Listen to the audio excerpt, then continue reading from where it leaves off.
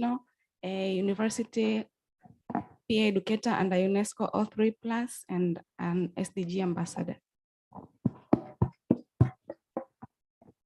Yeah, good morning, everyone. I'm Edward Majani, a fourth-year medical student from St. Francis University of Health and Allied Science. I'm a chairperson of Tanzania Medical Student Association at our college. Thank you. Thank you. Nice to meet you, Edward.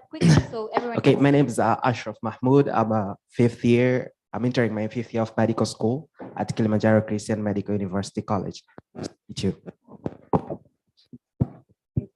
Yeah, everyone.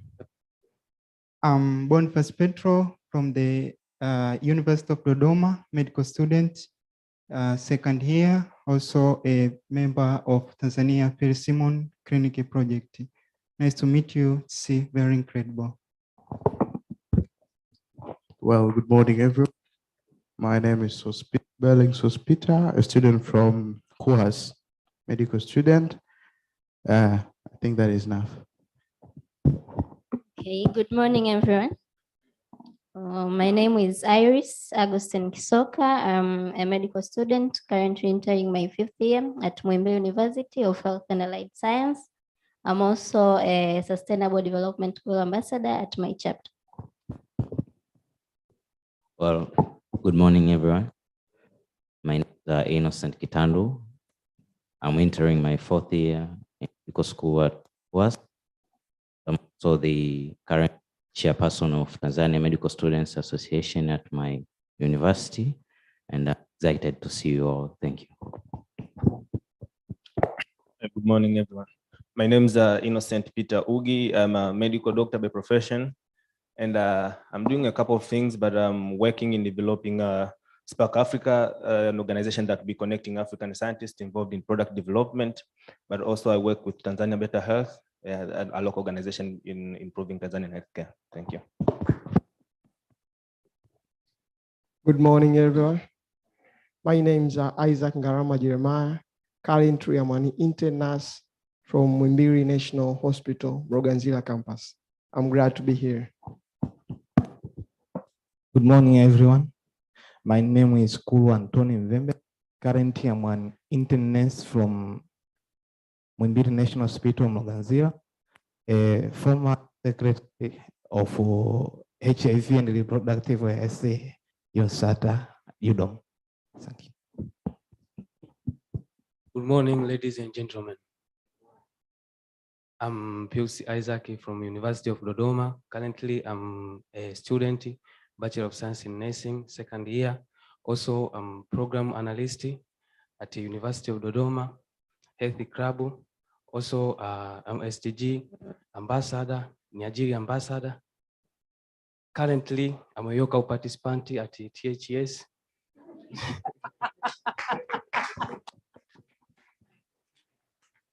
So I'm so excited to see you in person. Thank you so much. Greeting to you all.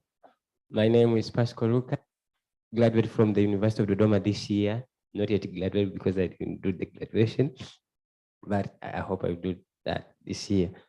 Currently, I'm actually expecting my intern this December.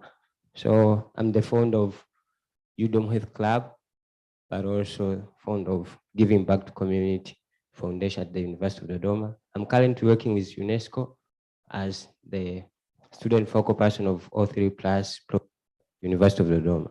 Thank you. Good morning, everyone. I'm Lola Shekretun from University of Dodoma. I'm currently working as project coordinator of antenatal and postnatal care global fund project at the University of Dodoma. And I'm also a co-founder of Dodoma Health Club. Thank you. Good morning, good people.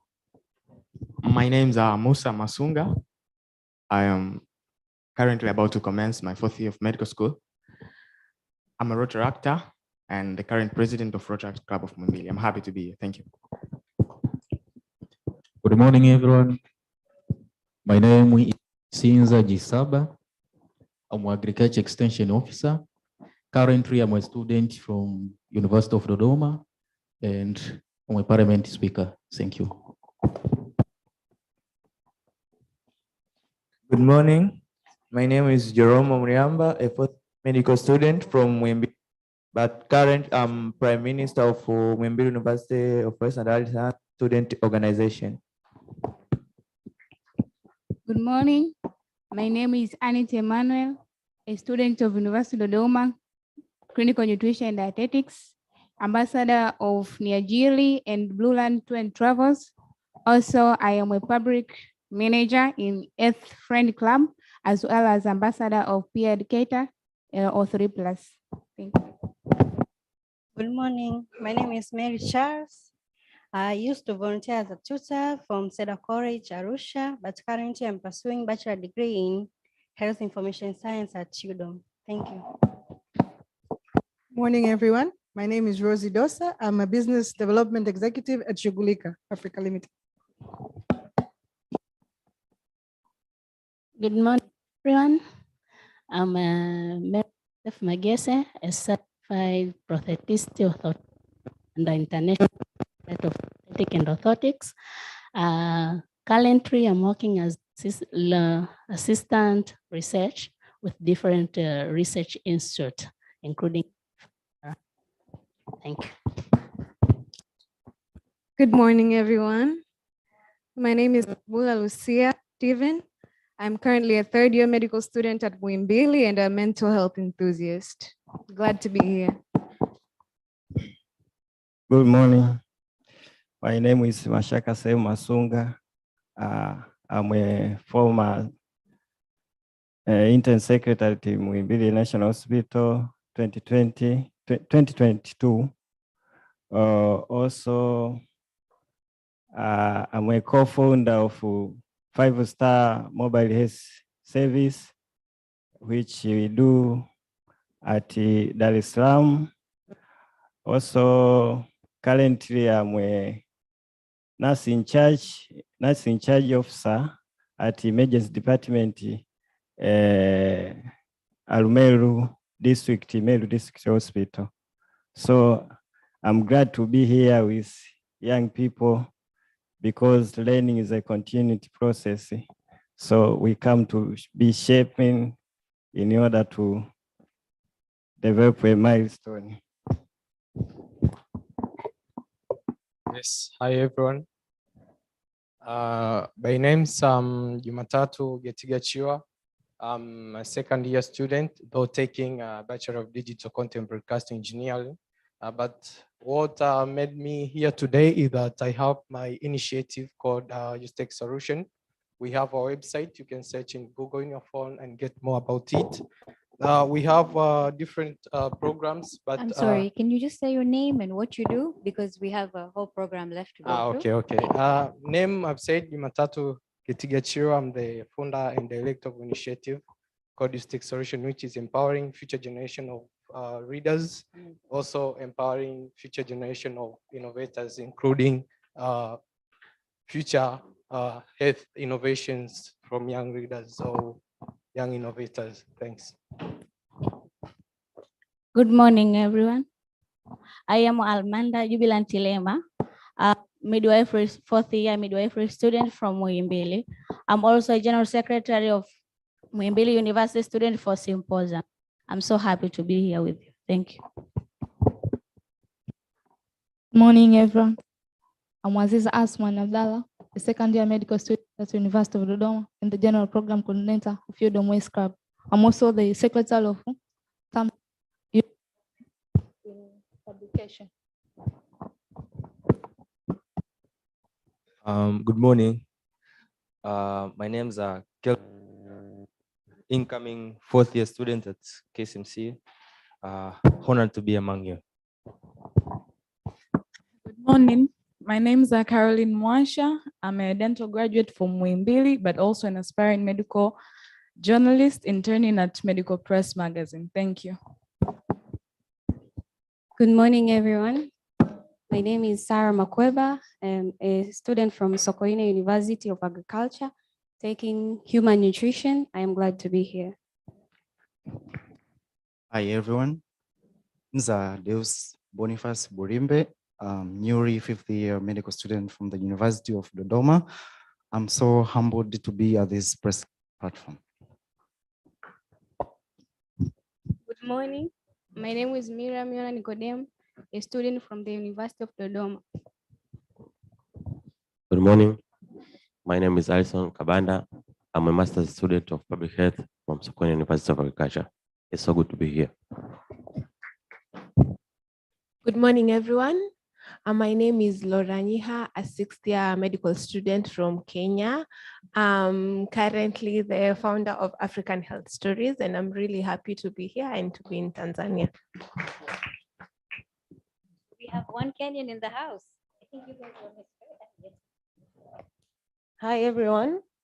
My name is Dr. Luciana Mduma. I am a project coordinator at Korea Foundation for International Healthcare.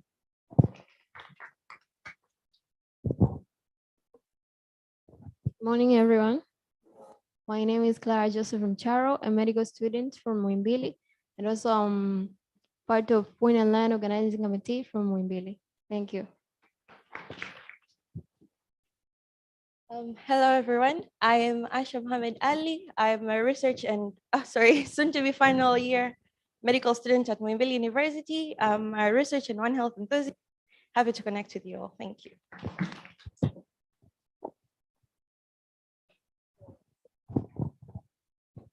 The last person who's walked in, if you can introduce yourself and what you do.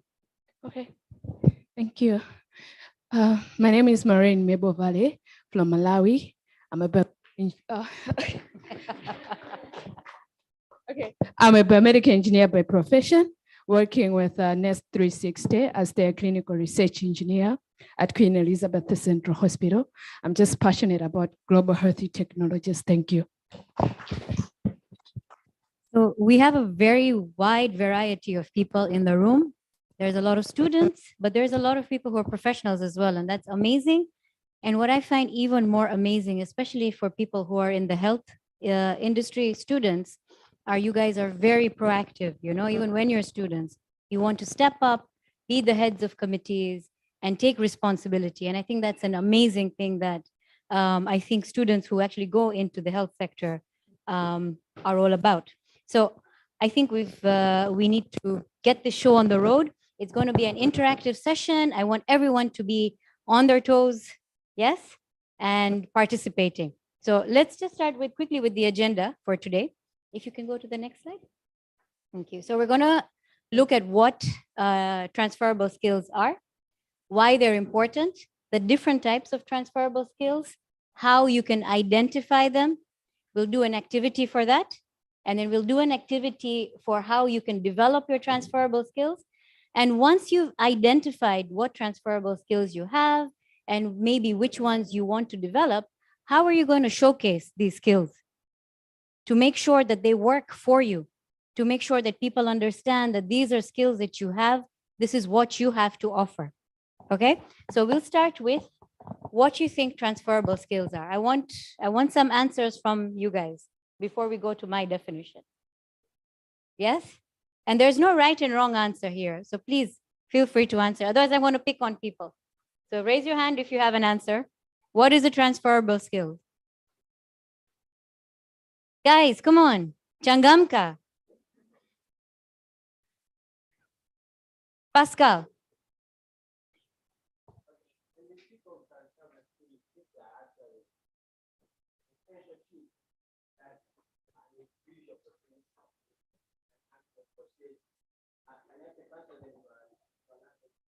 For example, probably I'm having my university actually do that. I do mentor other junior skill leaders in that career. So I'm transferring leadership skills and how they can communicate, how they can share that, how they can engage themselves.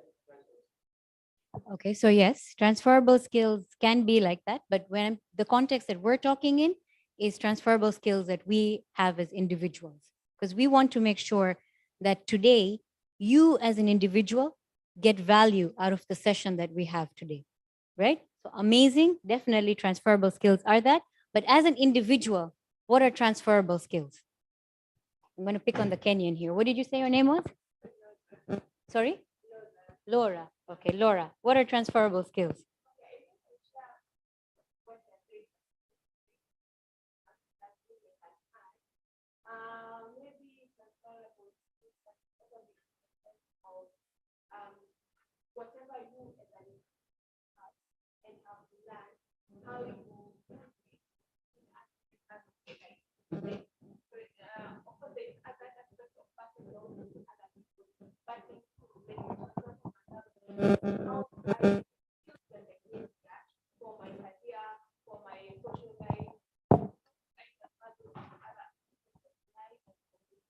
Perfect. Rest.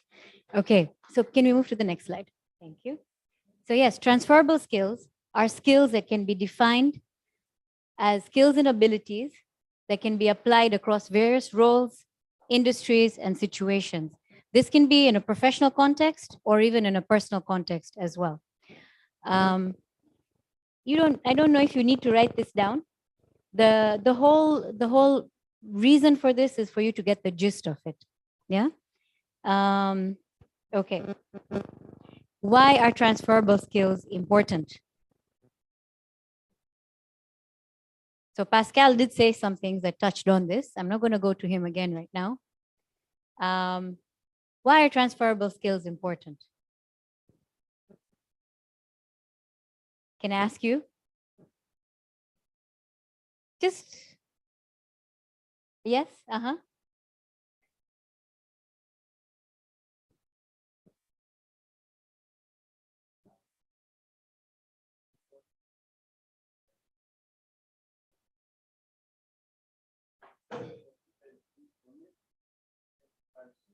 Uh-huh.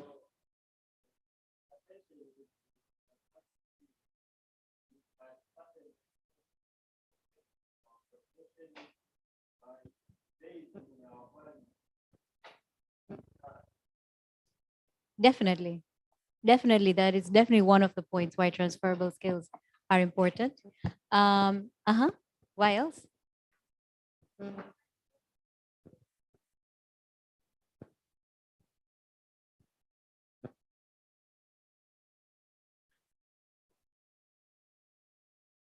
Okay, correct. Uh-huh. Yes.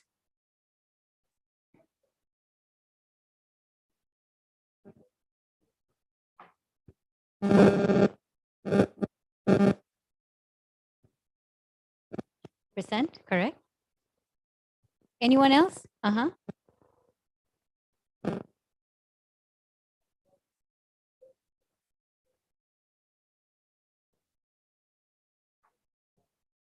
Okay. Okay, great answers. Uh-huh.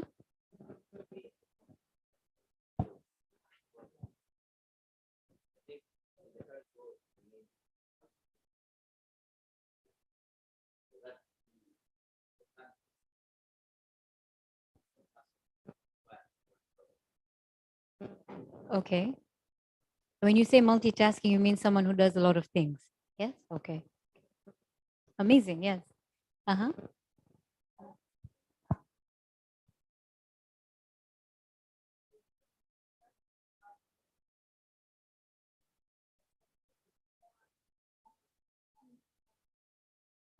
Amazing. Amazing answers. Does anyone else have any answers for me? Uh-huh. It's like a chameleon. Okay.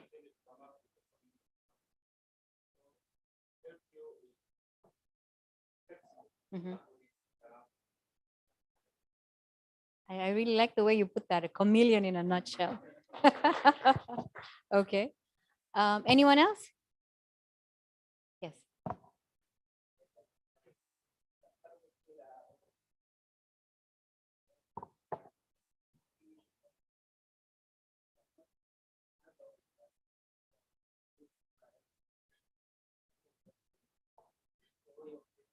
Mhm.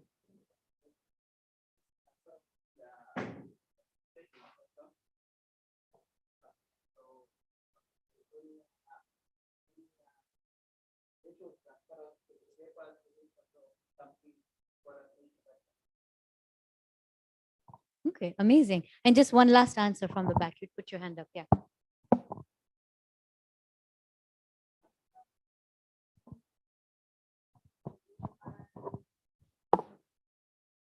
Okay.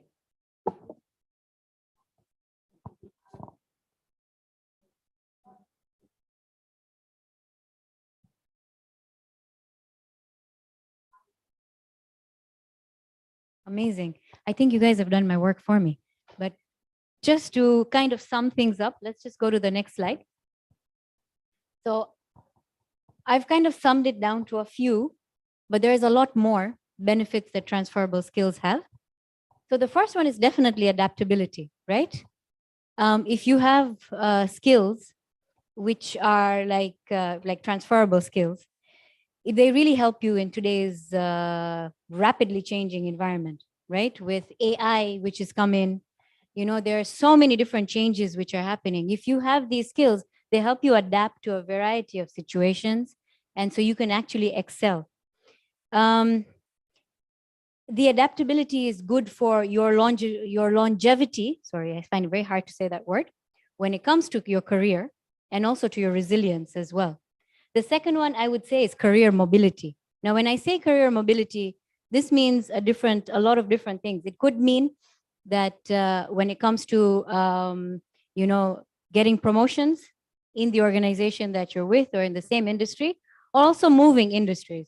And I will touch on my own story later on, because I'm sure when they said that I studied insurance, but I do HR, you guys were just like, what, right? Because it's a complete different shift. It's a complete pivot. The other thing is interpersonal relationships. When you have skills such as communication skills, right? When you have emotional intelligence, where you can read how people feel, that helps with your interpersonal relationships, whether it's teamwork in the office or whether it's your relationships in your personal life as well. So transferable skills shouldn't be thought of as skills that you only use in the workplace, right? There are skills that you can use in your personal life and how to actually improve your lives as well. For your leadership potential as well. If you're someone who has leadership potential, if you are someone who can make decisions, if you're someone who can lead, then these are skills that will help you to be able to get promoted in your current jobs. It'll be able to help you step up and maybe start your own business, right? So these are very important skills for you to be able to hone for your professional development as well. So, and the thing what I want to reiterate, which I think Dr. Chilo said at the beginning of the session, was that this is a lifelong process, right?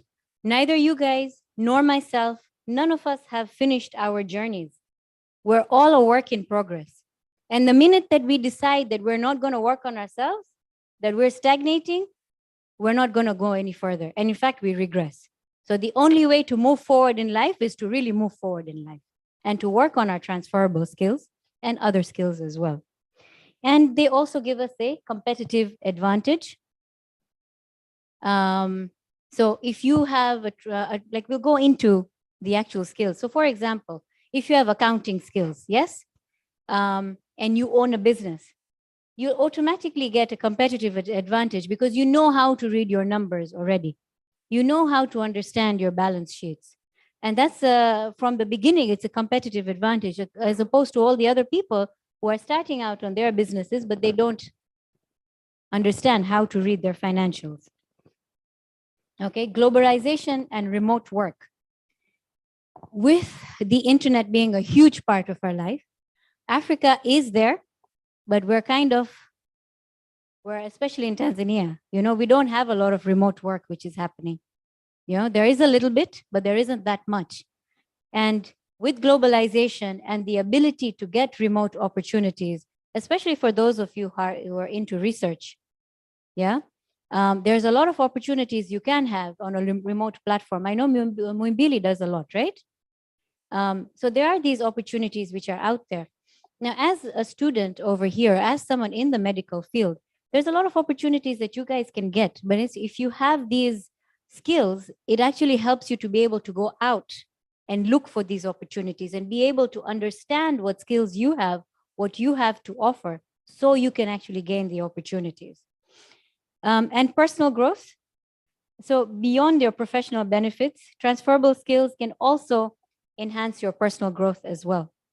They contribute to your increased self-confidence and better decision-making in your daily life. So I think we can safely say that transferable skills are vital because they provide you guys with the tools to navigate the complexities of modern life, because modern life is complex, right? Yeah, especially with, I feel smartphones should be thrown in the bin and social media should be scrapped. You guys feel the same way? No? Okay, I think maybe I'm a different generation. So whether you're changing jobs or industries, or simply if you want to become a more well-rounded individual, transferable skills are very important. All right, so let's go on to different types of transferable skills.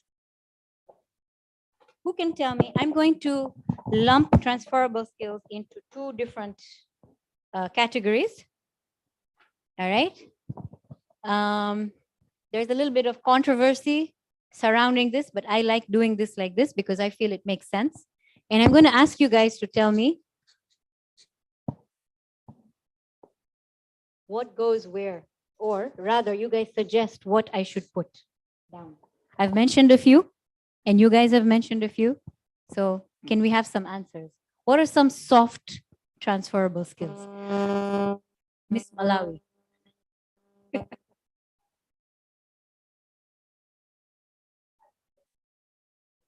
Adaptability? That is yes, but I would like something more specific. What is a specific skill? You can think about it. I'll come back to you.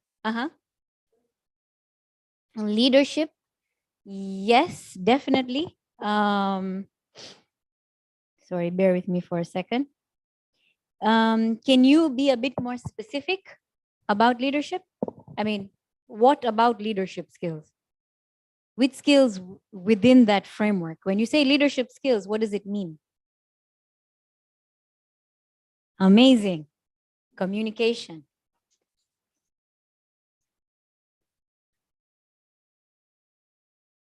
It's not wrong. What you guys have said is completely 100% right. So don't think I'm saying that's wrong. Not at all. I just want some more detail. Yeah. Decision making. That would definitely come into leadership. Both of them would come into that.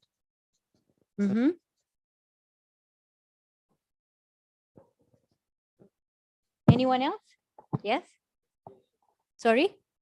Delegation. Amazing. Yes. Sorry, I know my handwriting is beautiful. I think Juma, you haven't had a chance to answer. Teamwork. Yes. Teamwork. What about teamwork though? I will come back to that. So give somebody else a chance. Problem solving. Amazing. Yes.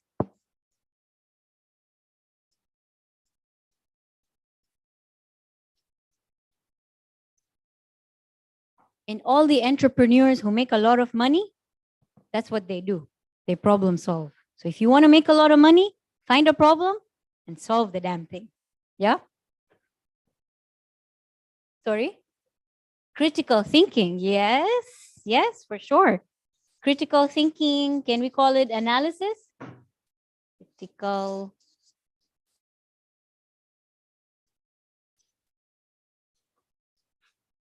Can we look at some hard skills now? Some hard skills which are transferable.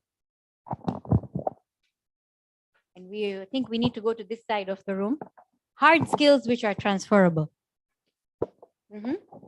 What's your name, sorry? Musa. Fundraising, yes, yes, for sure. It is a transferable skill. If anyone has this skill, please meet me after the session.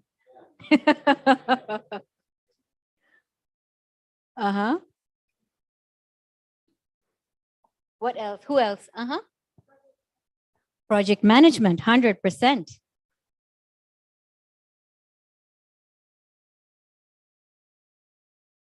What else? I'm sorry? Content, yes. Can we say content creation? Yeah.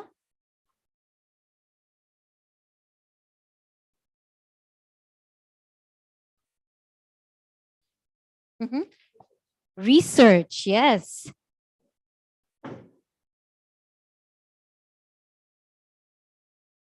Yes. It's time management. Definitely a soft skill. Definitely a soft skill.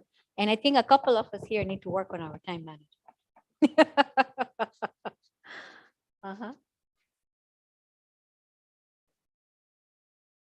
One or two more hard skills, please, guys.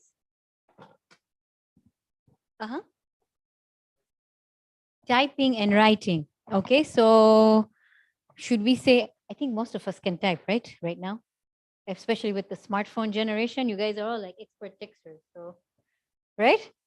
So do we say writing skills? Yeah. These are, for me, these are very important. Yes.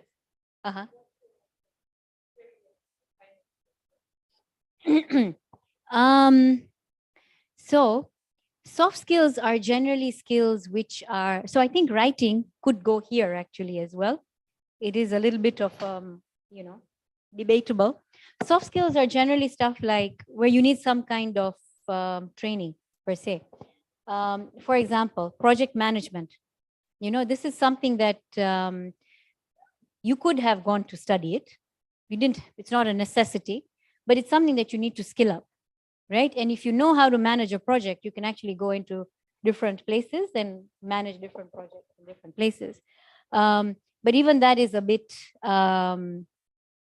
you can push it from both sides. But something like, for example, which hasn't come up yet, which was what I was waiting for, is IT skills. Yeah? Yes? Were you going to say IT? No? Okay, sorry. 1 second. So IT skills, for example, would definitely be a hard transferable skill. But that, when I say there's controversy surrounding this, there's some people who would say, why would you make it a transferable skill?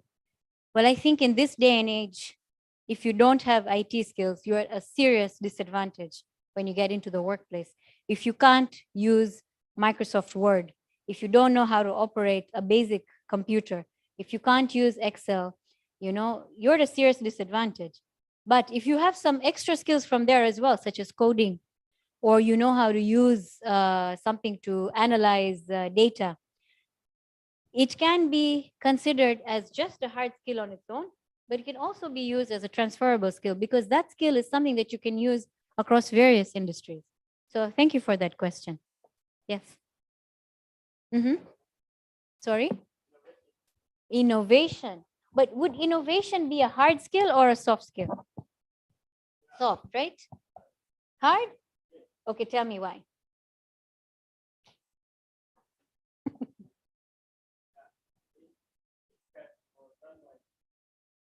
Guys, can we have one conversation in the room? Thank you.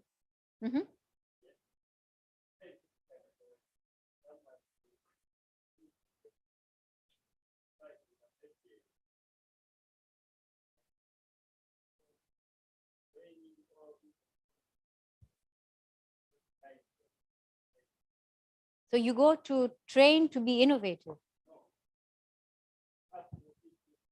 You have to be? How are you going to be equipped?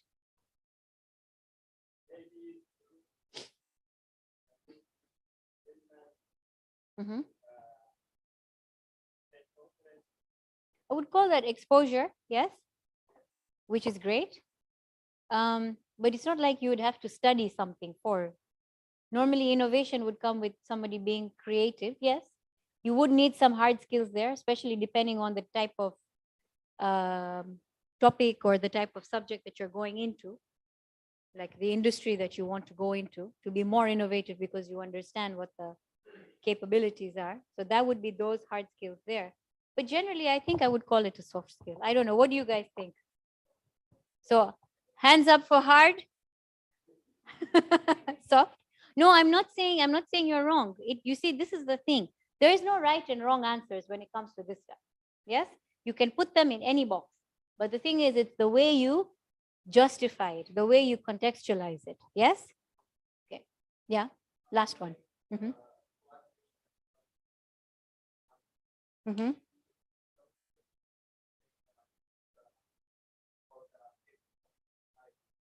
In what?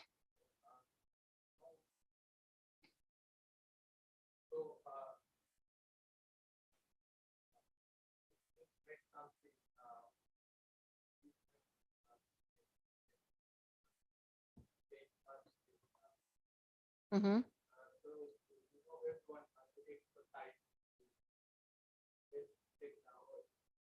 Mm-hmm.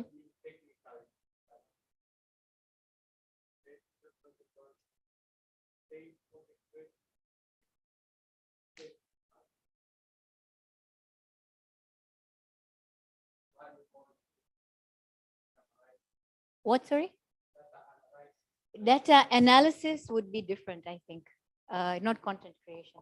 Content creation is more stuff that you'd make for your social media and you have content, or if you're putting stuff for your magazine or newsletter, that I think you would call content creation.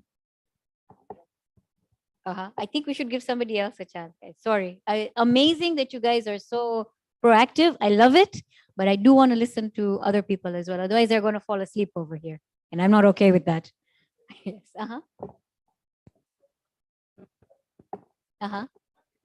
Marketing.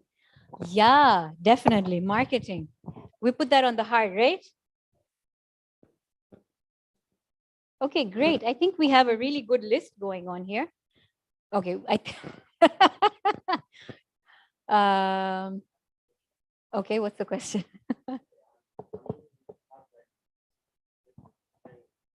Okay.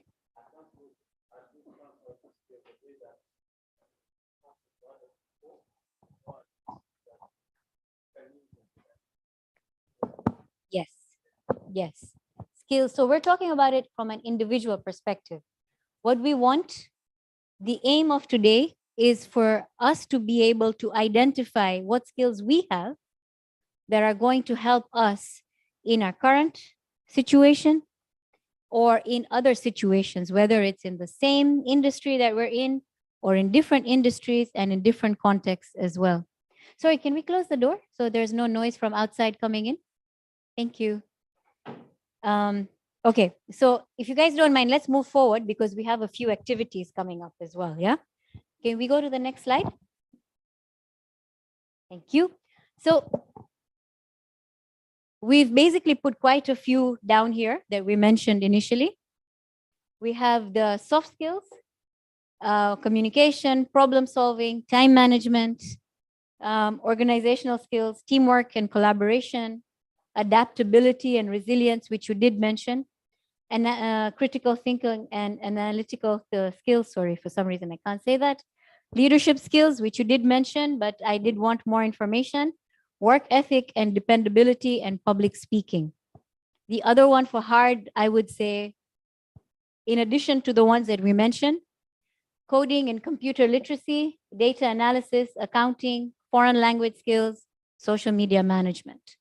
All of these skills come in handy in various situations wherever you are, right?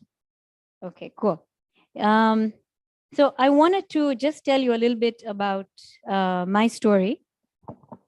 And I mean, you guys did hear a bit, but I want to kind of go through it with you just so it will help us try to identify what skills I had and what skills I needed to develop. So around 16 years ago, in 2008, I decided to pivot. I was working for an insurance company. I was the head of underwriting in that company, and it was a family business, but it took me a while to get there. Trust me, when people say family businesses are easy, they're the worst businesses to work with, especially as a woman, because they put you in and they tell you to start looking at files and putting files in an Excel sheet.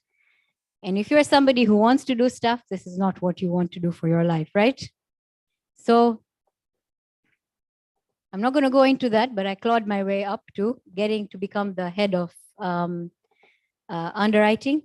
And after that, I decided I wanted to do something on my own. Now, the reason I branched out into HR was firstly, I didn't want to do something against my family or to be competition for them. And I also wanted to do something where I could give back to people, but also earn some money as well, right? Because, hey, why are we in business? We want to make some money, right? Yeah, we have to pay the bills. So this was 16 years ago at the age of 25. I had no idea what I was doing. Now let's see I want to ask you guys, what skills do you think I had? I gave you context from where I was. Okay. We'll put it as had and to develop. Okay. What skills did you guys think that I had that helped me start the business or start my own business? Yes.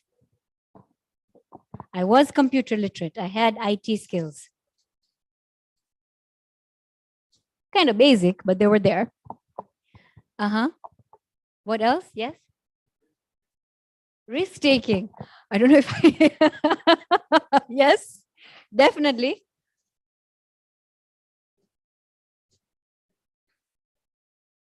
Okay, yes. Sorry, we go somewhere. No, no problem. Yes. All right then. Decision making, correct. Decision making. And some of these skills were developed while I was working for the family business as well. Yes. Critical thinking, correct? Wow, you guys are on fire. I don't know why I thought I had to do so much work. I should have just asked you the questions and not thought about it. Yes. Problem solving, amazing.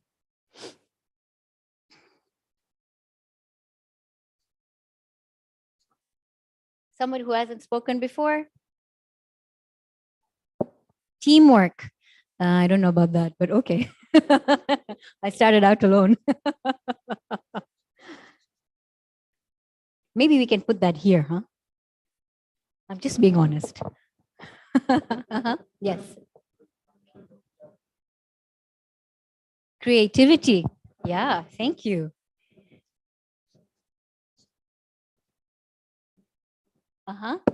Yes. Organization. Amazing. Communication.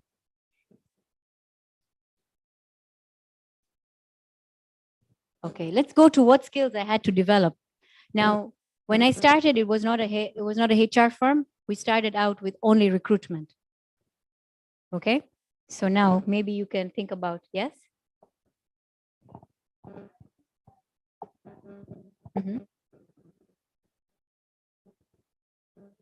Resilience. Yes, so I had to develop the adaptability and resilience.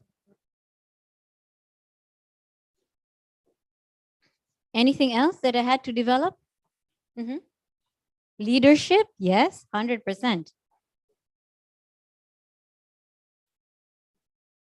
Anything else, a little bit more specific?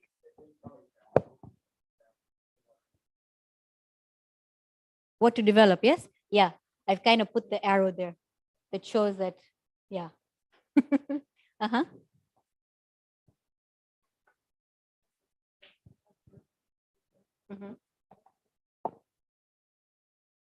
Dependability, 100%. Starting a new business, everything stops with you. And going forward, it just gets worse.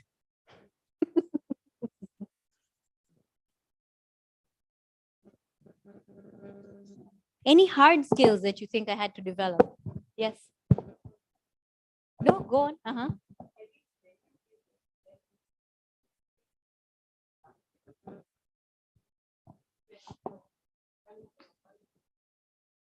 Yeah, especially when you start off on your own. There's nobody there to tell you, you got to wake up today and go to work. You know, I was young, I was 25. I was like, okay, do I really want to go to work today? You know, or I can just spend the whole day in watching series. So what do we call that? We call it work ethic.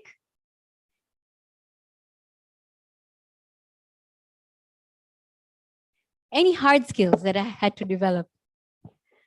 I want to look for somebody new. Yes. Sorry?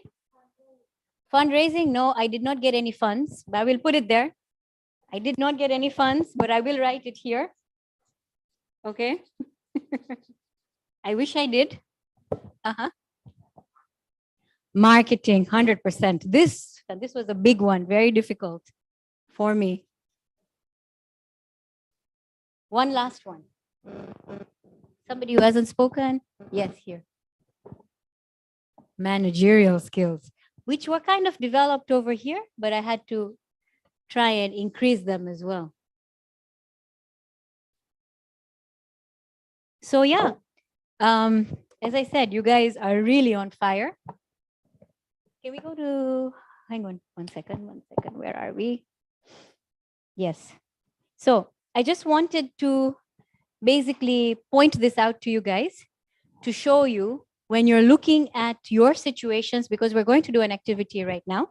And that's the reason why I brought this up, to kind of give you some kind of context as to looking at your own situations, where you are right now, whether you are a medical student, whether you are someone who is a student and working or has an organization, or whether you're working, look at your own individual situations. Now, this is an exercise purely for you. We're going to break out into groups after this, right? But for now, I would like you guys to do some reflection on your own scenarios and your own situations, so we can make sure that we are trying to give ourselves value by coming here today. Yes? So I'd like you to take it seriously. Can we go to the next slide, please? All right. So the first thing is self-reflection. I'm going to give you 10 minutes, and 10 minutes is a lot of time. The reason we're doing 10 minutes is because we want to make sure that we dig deep. Yeah? Don't look at the superficial stuff. We've already talked about the superficial stuff. Really dig deep. Okay? Reflect silently on your past experiences, both your personal and professional, and consider moments when you felt successful, accomplished, or proud of your work. Okay? A lot of the times we have a lot of negative self-talk, right? We always say, oh, we're this, we're lazy, but we do a lot. Yeah, so let's give ourselves credit for that. When have you felt happy at how you've performed? Think about those times. What skills did you believe you used in these situations, and write them down? So 10 minutes starts now.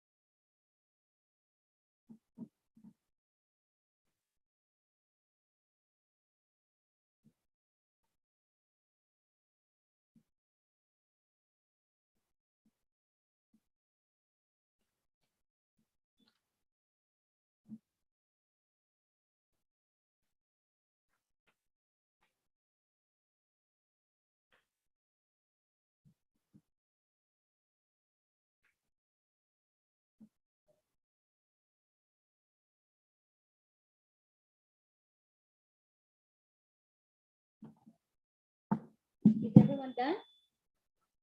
Yeah? Still have, I can give you 30 more seconds for the ones who are still writing.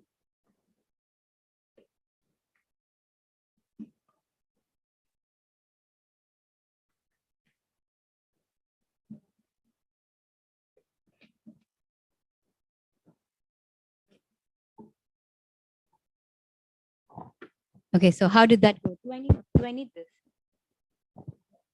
Do I need the mic? Or am I okay with that? Yeah?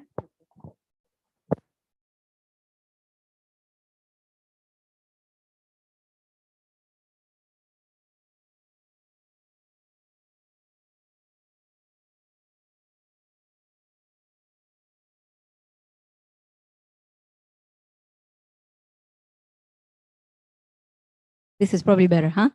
Okay, so can I get some feedback? Mm-hmm. Nobody else? Okay. No, it's great. I love the fact that you guys are participating. I just want to get other people involved as well.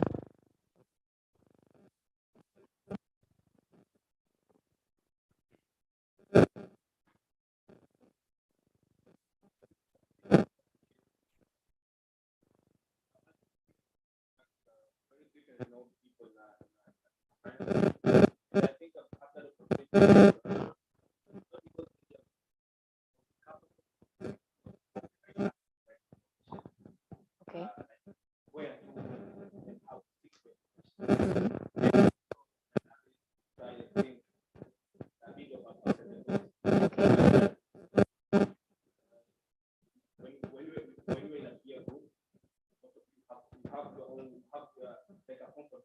Mhm. Mhm.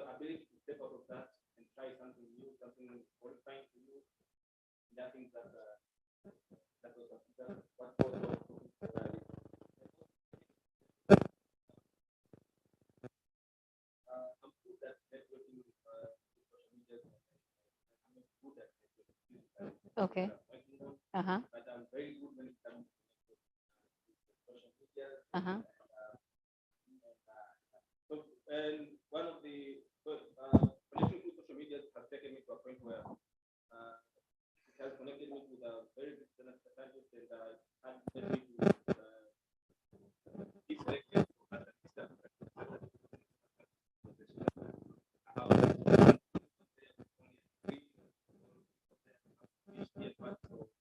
for what made me do that platform is because I connected and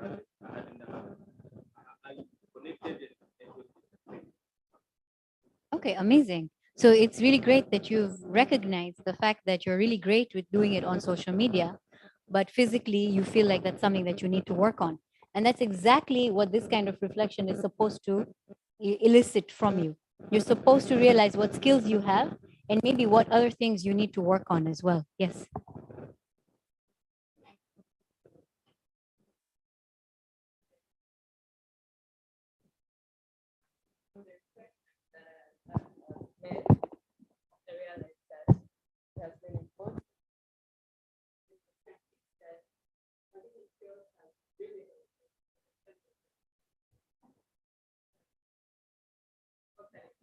Mm-hmm.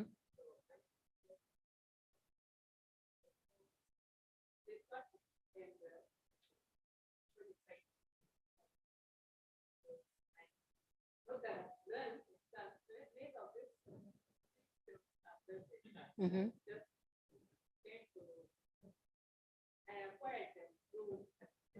Right.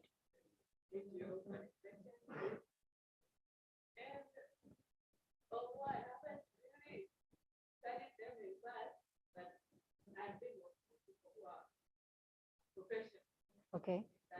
Mm-hmm.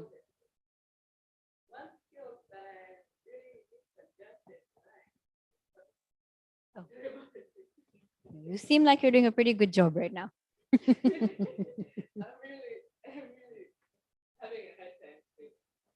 Okay. Okay. Amazing. Mhm. Thank you so much for sharing. Thank you. So I want to ask you guys, how many times have you actually sat down and thought about the skills that you have and the skills that you want to develop? Is there anyone who has done a similar exercise before? Yes? Okay, amazing. Well, you guys are, as I said, you're on fire. That's amazing. It's really good that you've actually done that, because reflection is very important for us when we want to grow. It's very important for us to slow down sometimes and take a seat and just look at where we are and where we want to go and how we're going to get there, right? Okay, cool. So I would like you guys to get into groups. Okay, we have another activity after this, but I'd like you to get into groups of 3, because the other activity is with 3. Or currently, for right now, maybe you can do, let's just do the 3s from now. So choose 3 people or 2 people next to you, form a group. I'm giving you 2 minutes to do that. And then once you do that, I'd like you to go through your list together and add a collective list, because there might be things there that you don't have on your list that you would like to add to it. Or there might be things that you feel that, you want to develop for yourself. Yes? Okay. So please choose 2 people who are next to you, or just form a group of 3. If you can't do it, I can do it for you. Would you like me to do that? You guys know each other? No? Okay, cool.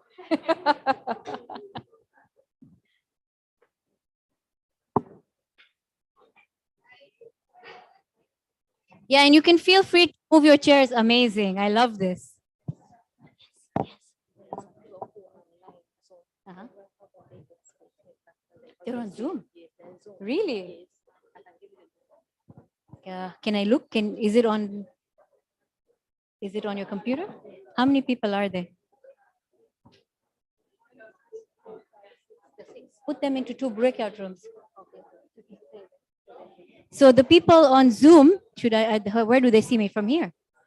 So the people on Zoom, if you guys are going to be put onto 2 breakout rooms, and you guys can do the same as well.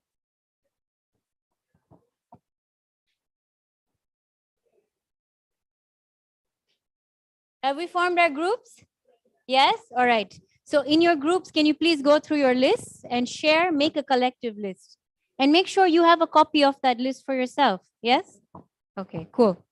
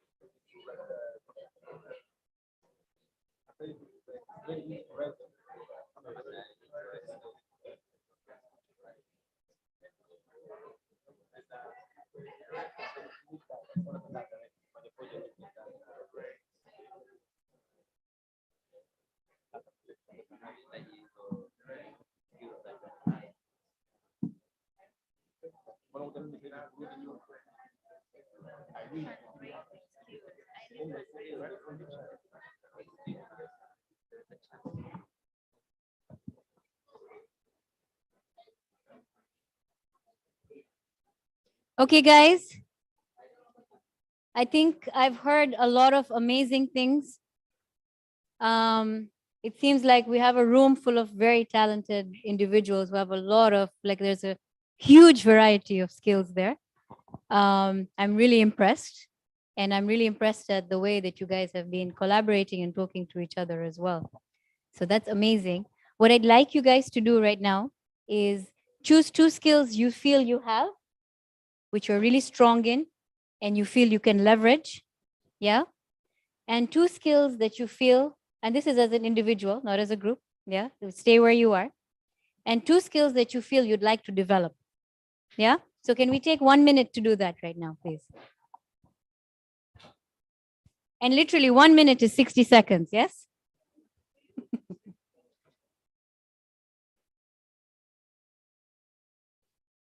This doesn't require conversations, guys.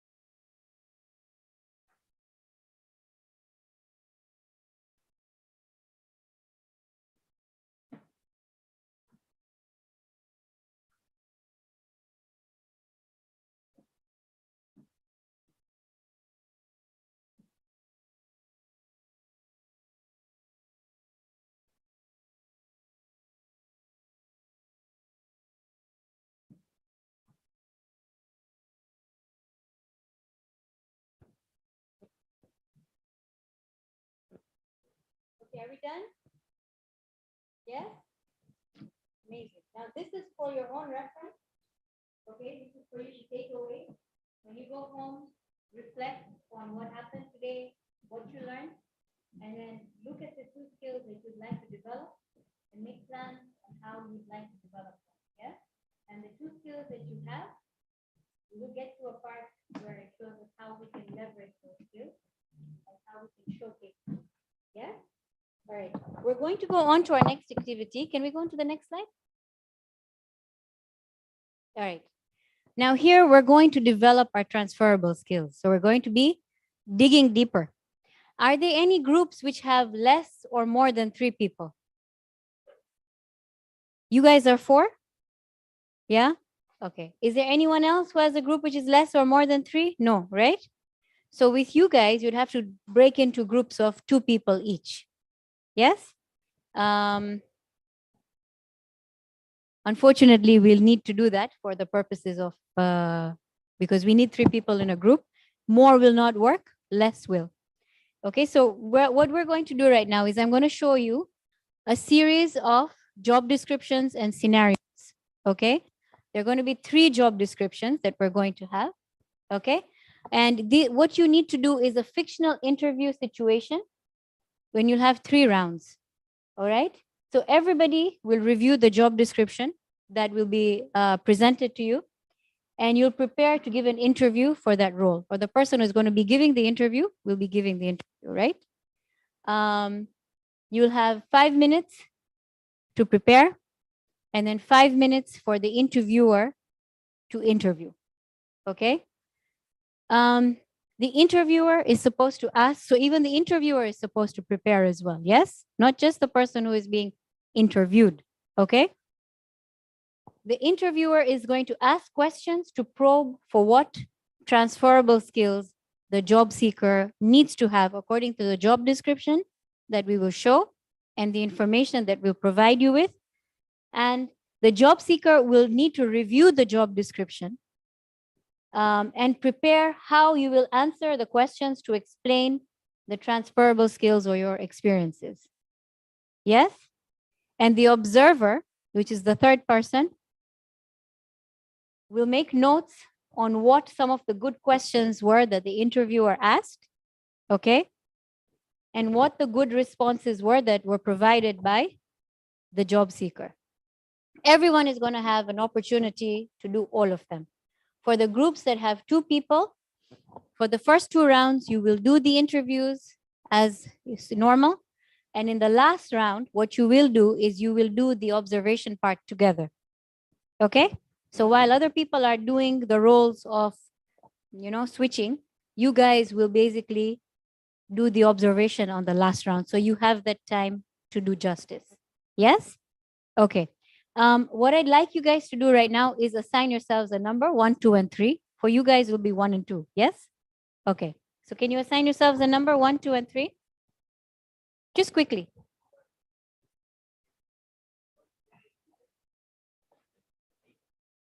Done? Yeah? Okay, cool. Let's go on to the next slide. Thank you. All right.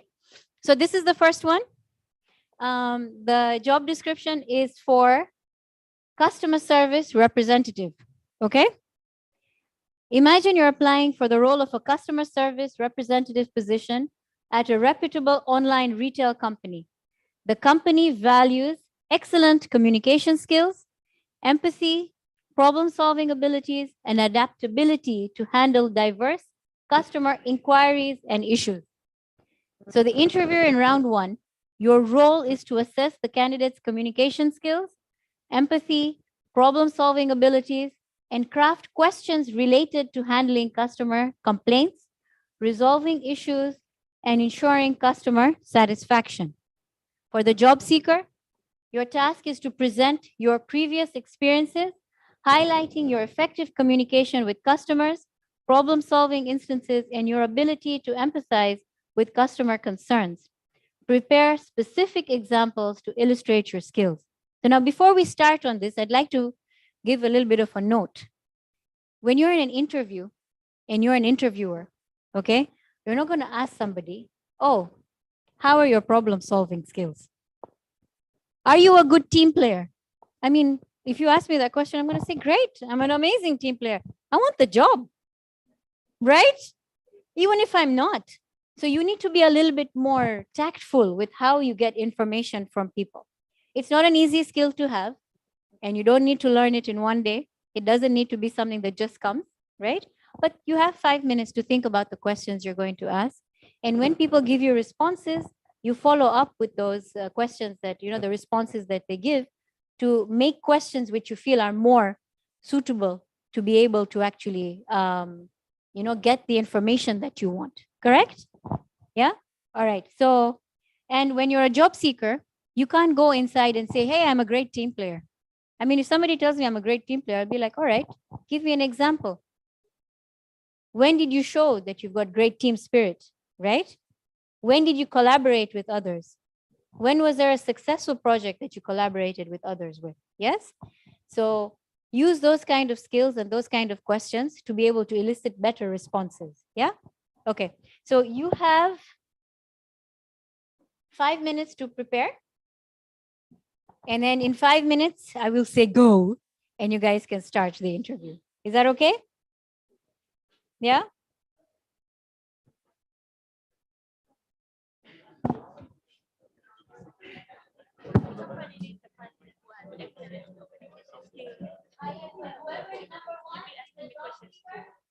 Number 2 is the interviewer, and number 3 is the observer.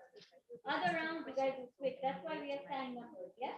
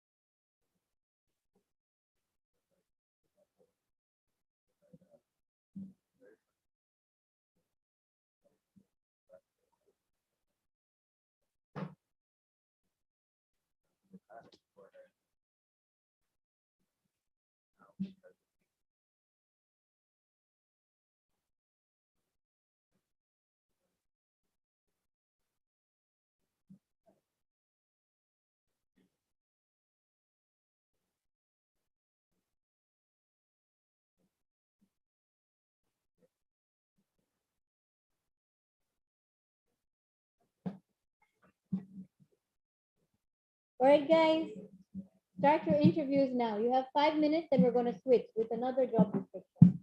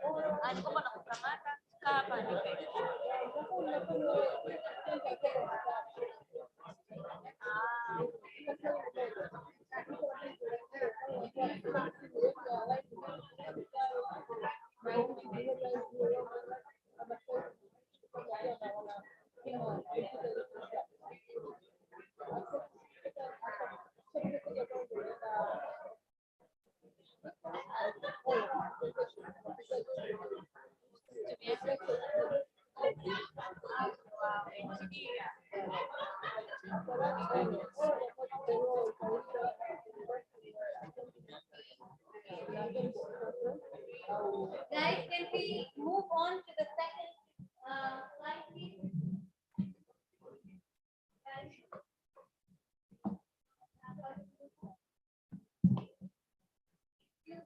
So now we're going to have person number 2 will be the job seeker, number 3 the interviewer, and number 1 the observer.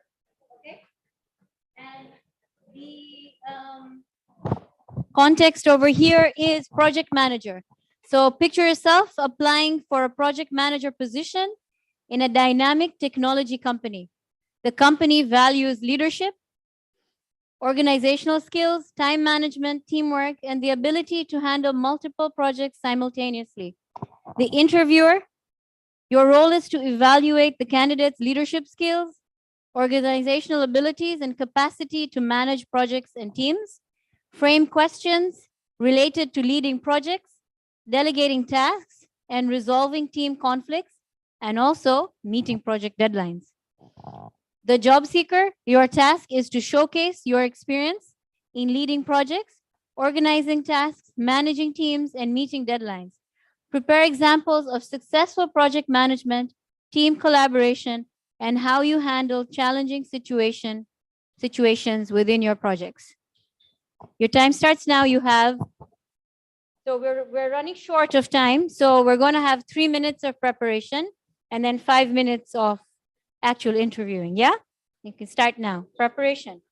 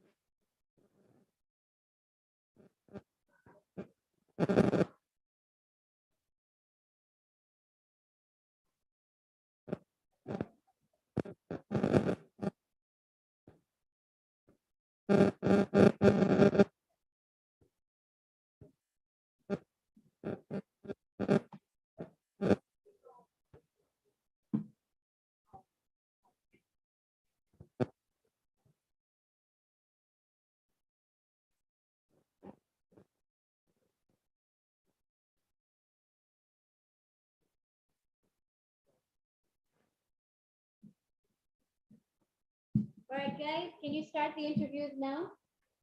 5 minutes, please.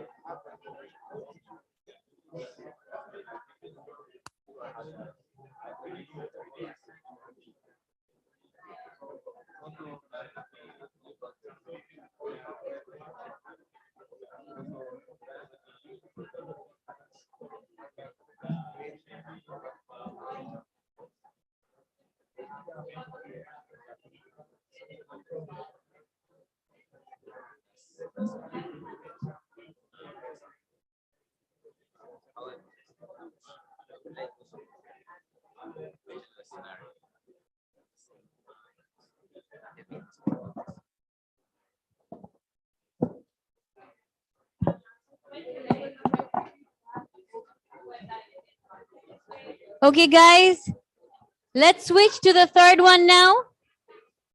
Yeah, I think we've got the hang of it. Yes, we've got the hang of it. So the third one, we still have a little bit of stuff to finish, a little bit of content left. So the third one is the marketing specialist. Person number 3 will be the job seeker. Number 1, the interviewer, and number 2, the observer. And context is envision yourself applying for a marketing specialist position in a creative advertising agency.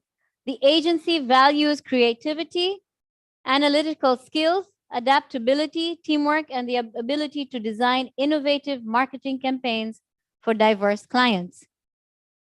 Interviewer, your role is to assess the candidate's creativity, analytical thinking, adaptability, and ability to work in a team.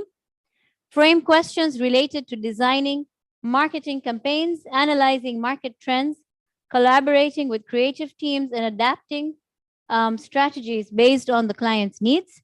And for the job seeker, your task is to demonstrate your creativity, analytical skills, ability to adapt marketing strategies, and work collaboratively in a team. Prepare examples of successful marketing campaigns you've been a part of, how you analyze market data to make strategic decisions, and how you collaborated with diverse teams to achieve campaign goals. Now you can use your poetic license here as well, yeah? So you have 3 minutes to prepare and then 5 minutes to interview. Time starts now.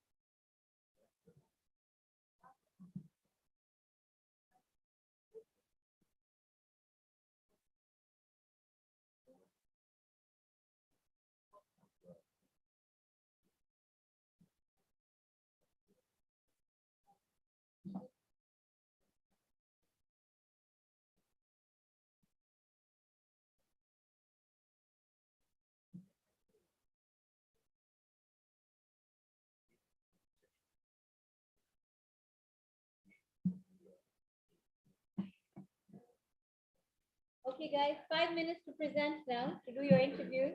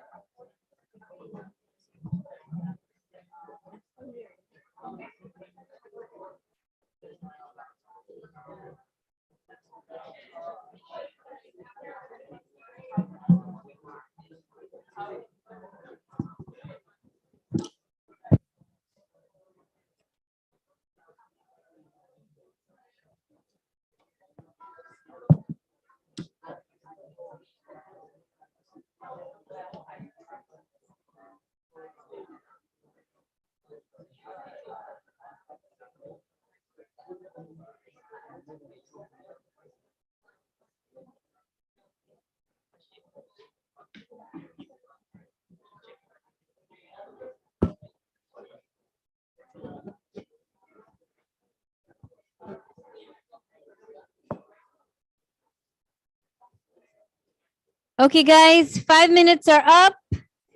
And we were supposed to finish at 10:30, so we are running on borrowed time. Sorry, I'm a stickler for time. So I'd like to do a debrief, okay? And I want to hear from you guys. What worked well? What challenges did you encounter? And how is this situation similar or different to conversations that you guys have had previously? So volunteers, you can answer any of the questions. I want to kind of get feedback from you guys. What worked well? Yes.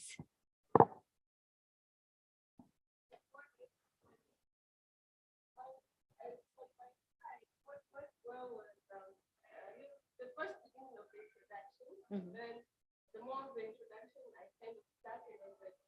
When I saw my fellows, maybe you know, that I have to work with them. Ah, okay. So I have to work on that.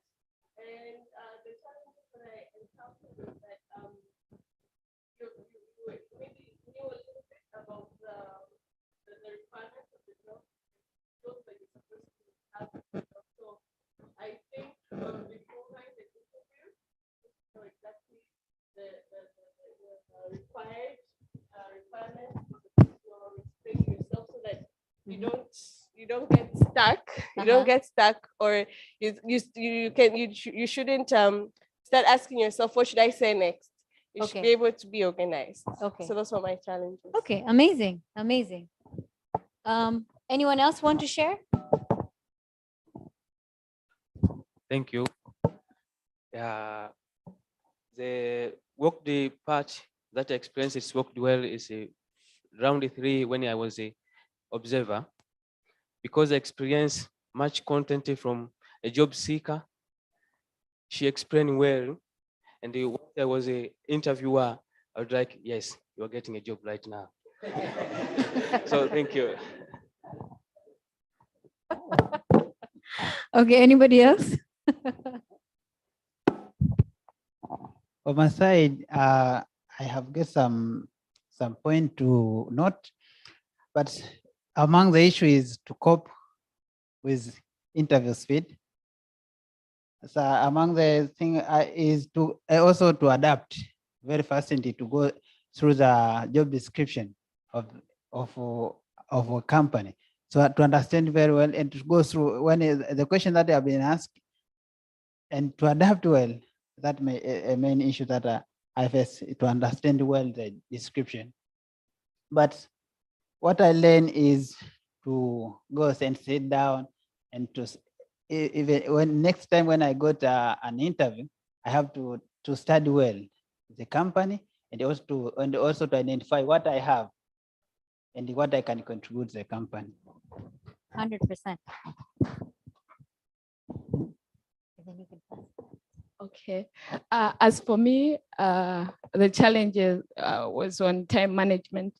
Yeah, because this is one of the skills that I intend to develop, and I'm working on it.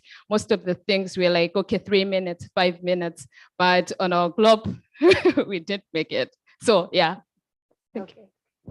Thank you. To me, what worked out is I will start with the challenge. Like when you are seeking for a job, first you know the position you are seeking and know what you are going to offer to that company. Like I have this, I can offer to this and make your company may go to this dimension. What worked out well is my CC, who was actually the job seeker, knew actually what she has and what our company values. Like she has this skill, and when she adds to our company, the company will flourish into this level. That's something great. Thank you. Amazing, thank you. Anyone else want to share? I'll give a few people who haven't shared yet. Thank you. So I'll try to be fast. The experience was actually very insightful, and being an observer was the best of it all, since I could see both the interviewer and the job seeker. One thing that was very enlightening was the job seeker, who was very precise in explaining their attributes, their skills, and actually knew themselves. So one thing that I think I also faced was actually knowing yourself first before going. So the first question I actually heard from other groups too was, tell us about yourself. So mostly you find yourself saying everything about yourself. I think that also the previous speaker spoke about it. Even things which aren't related to the job description you're working for. And sometimes you don't even know the skills that you have until they start probing. So that was very insightful, being precise and knowing yourself. Thank you. Thank you. Anybody else? Sorry, guys.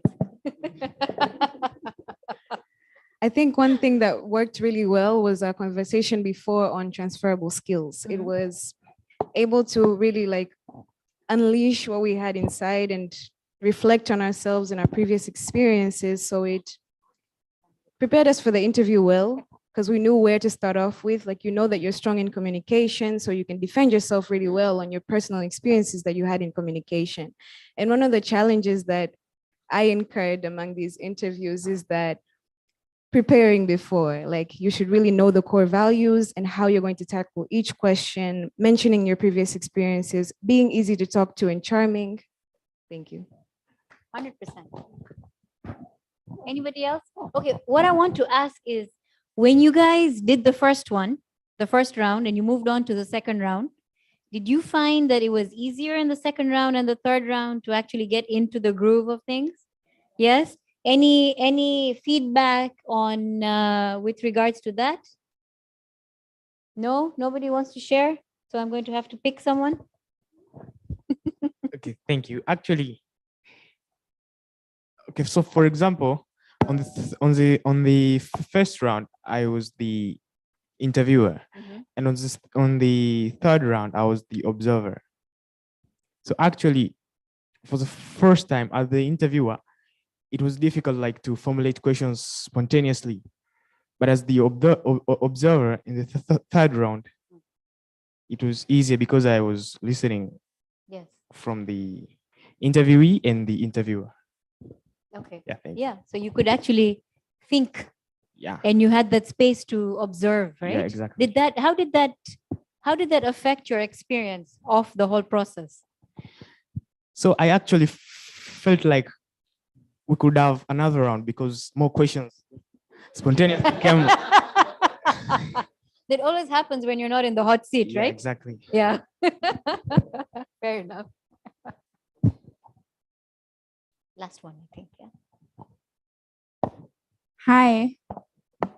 For the first and the second round, we were just two, me and my friend, and we were just asking questions, just answering without knowing. But when our friend came, we became three people. Then he introduced for us something new that was very exciting. It was star formula. That star formula helped us to answer round three very quick and well.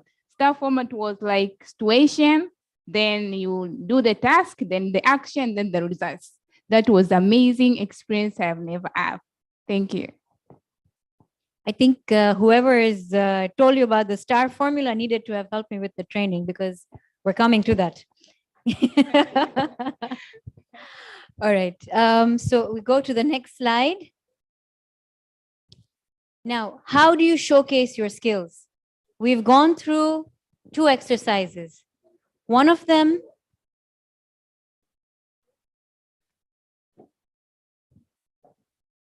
guys, are we here? Yeah? Okay, can we be in the room? We're finishing soon. I know that we've had a long session and you're tired. But we've done a lot of work.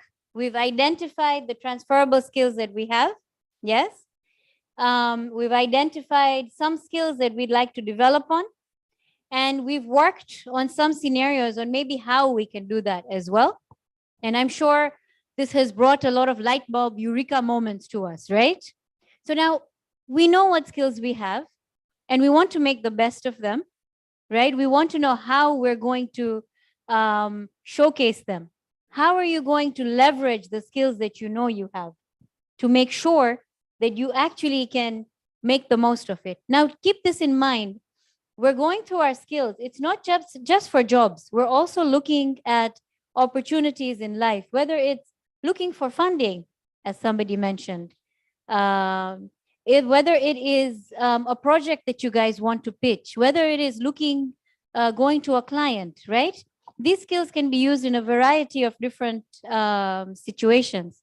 So the first thing is, which is the most important thing, is if you're looking for a job, or if you're applying for tenders, a lot of the times you actually have to put your resume in there, even if you're not looking for a job.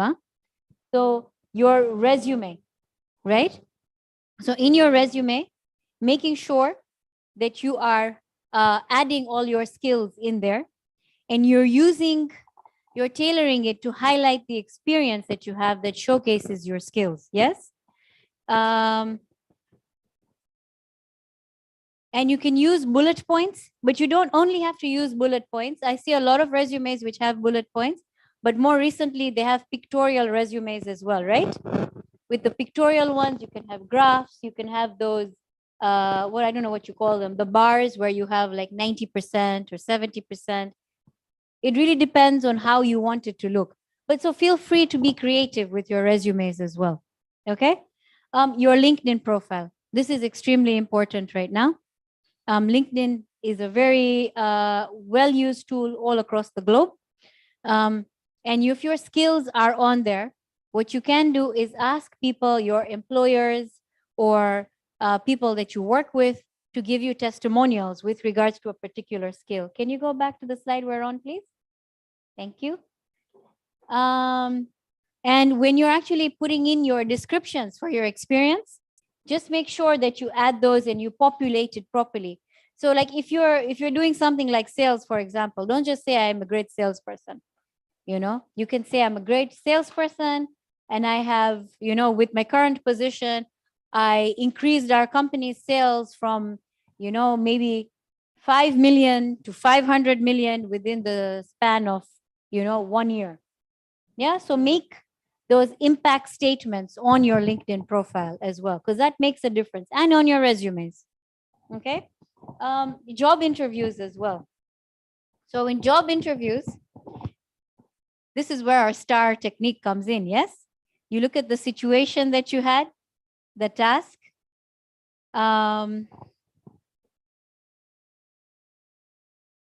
the action and the result. Yeah. But you can also use that in a storytelling method as well, where you are highlighting using a particular story or something that happened, but just make sure that it's very concise. This happens in job interviews. Please don't do stories on your CVs. Yeah, it's not going to work well. Recommendation letters is another way that you can ask somebody else. And recommendation letters is a very powerful tool, because what this does is it's not you who's blowing your trumpet, it's somebody else who's blowing your trumpet for you. Yeah. Job specific applications. So cover letter customization, depending on the job. Like this is what we did. We looked at job descriptions and we tailored our answers according to that. A lot of the times, especially over here, we don't look at what we're applying for. There's sometimes we publicize jobs. We'll get 150 CVs, but out of the 150 CVs, 2 of those will match our job. The reason is people just apply, and you'll have the same person who'll apply for a marketing specialist, an IT specialist, an engineer. You're like, how can this person apply for all 3 roles? They don't match, right? So make sure if you want to be taken seriously, you are ensuring that you are tailoring your CV for the position that you are applying for. Yes? Obviously with the truth, you know, with facts. Don't write stuff which isn't real, yeah? Okay. So by showcasing your skills in these ways, you can effectively communicate your abilities to potential employers, colleagues, networking connections. And this gives you leverage. It gives you the ability to be able to, you know, show yourself as the cut above the rest per se. And you can be a valuable asset in the industries that you guys are in. I'm assuming you're all in the health industry for the most part. Anyone in other industries, should you choose to pivot later on in life. So with that, if we can go to the next slide, I'd like to say thank you guys so much. I have learned so much from all of you. I feel like you guys have been an amazing, amazing crowd of people who have really engaged with me. And I'm very grateful to have been given this opportunity to talk to you guys today. Thank you so much. And if you want to contact us, our website is there. I've given you my email and Rosie's email as well. And just a little bit of a highlight, Shughulika has 1 H. I know the other Shughulika, the Kiswahili one, has 2, but our email address and our website is 1 H. So karibuni sana. Thank you.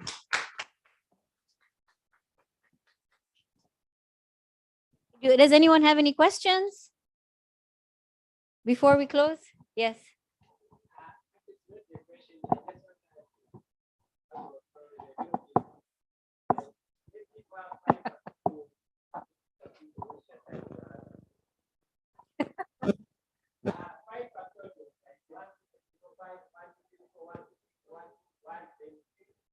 Oh, wow.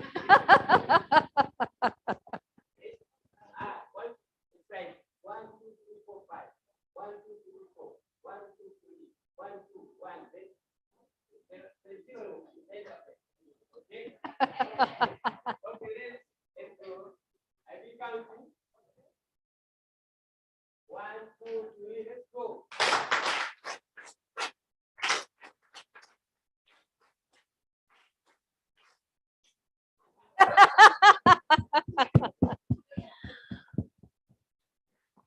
So thank you guys so much. Samahani, Kaka.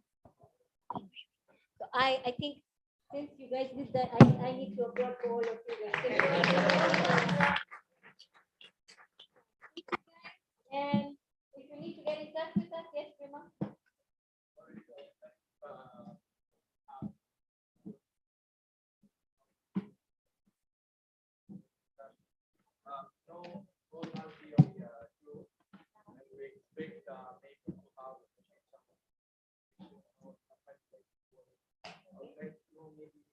How is Eureka get corroborate? I'm asking this, for example, my site, I have an initiative and it's doing almost something, right? Maybe not only me, even others. Maybe how can we work to Well, I'm open for conversation, and that's the reason why I put our email addresses and my contacts down there, so you can reach out to us. And I'm sure we're not all looking to do the same thing, right? So I think that is an individual conversation that we can have together. And more than welcome to reach out, and we'd be very happy to hear from you. If I didn't want to hear from you, my email address would have not been there. But I do want to hear from you. So karibuni sana. Please do this. Yeah. Thank you. Thank you, Angel. Okay. I believe you all enjoyed. I believe after here, everyone has learned something specific about themselves that they didn't know, or maybe you just didn't have time to think of it. So yeah, maybe I'd say for myself, I don't think I ever had the time in my life to actually sit and outline, these are my skills. And then I just know maybe I just need to work on this, but then just to specifically, outline, these are my skills, these are my strengths. So this is a very productive session. I don't know how you take it, but it's a very productive session. If you go out there and you work on your weaknesses and you keep cultivating on your strengths, then we're all going to be leaders who empower others too someday. So the next thing we're going to do, we're going to go out for some pictures, and then we have some food, tea, and something extra. So we could just head out for pictures, and then Pili will show us how are we going to get the food. Yes. Okay, we are going for the picture, for the group photo. It will be down the stairs where the screen is placed on the front of Julius Nyerere, on the front of Selu Hall. Yeah, so let's rush because breakfast is already served.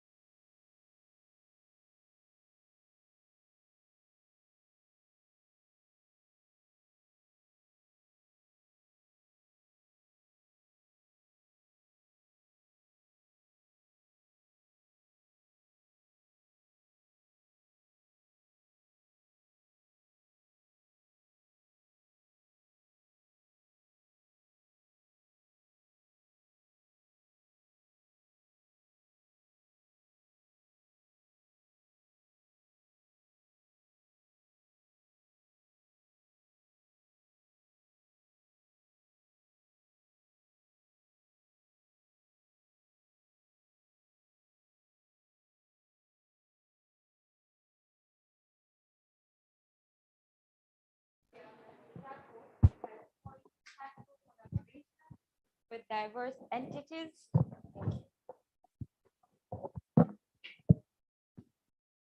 Throughout her career, Ms. Masako has forged impactful collaborations with diverse entities, including governmental bodies, private enterprises, and non-governmental organizations.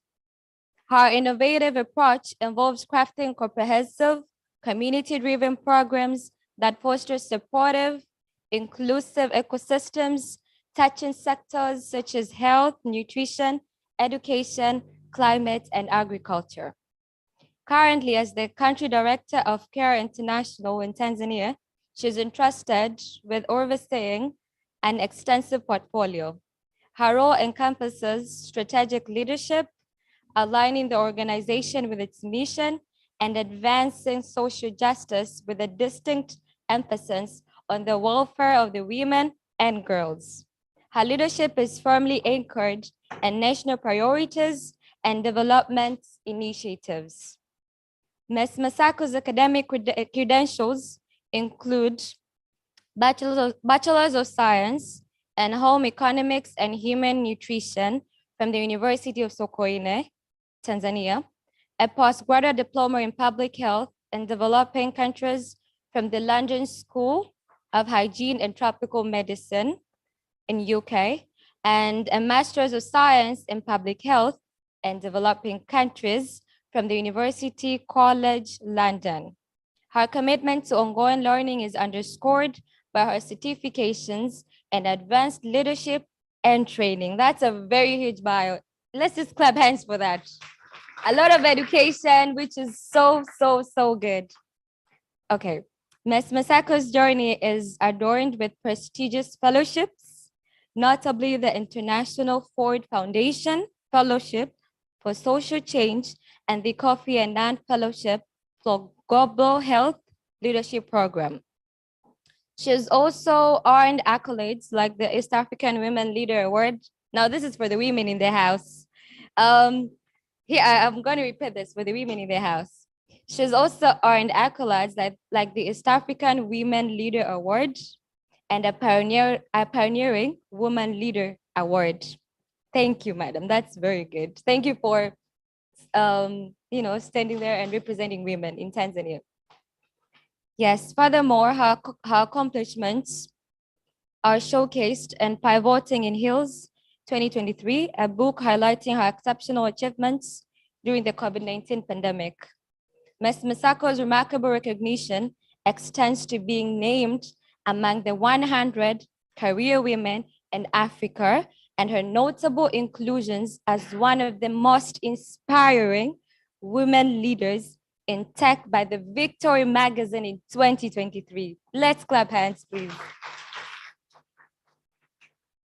Ms. Masako's unyielding dedication, profound expertise, and remarkable achievements firmly establish her as an exceptional leader and advocate, shaping brighter futures for communities and societies at large. Thank you for listening. Now let's bring on stage Madam Prudence Masako so as she can share with us what she has.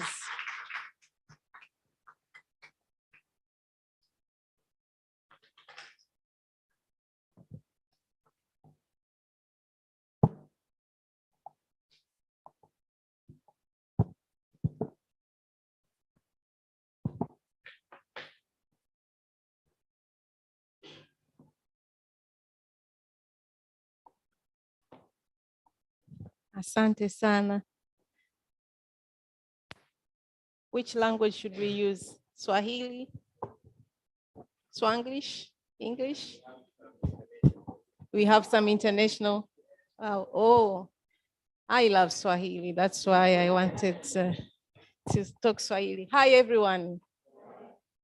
Yeah, thank you so much for inviting me. I'm so young inside, but I'm old as well. And I'm a mother, of course, of 2 adolescent boys. So I'm surrounded by young people. And also I'm surrounded by my colleagues at work as well. Today I'm with Agnes and Edna. They're all young people as well.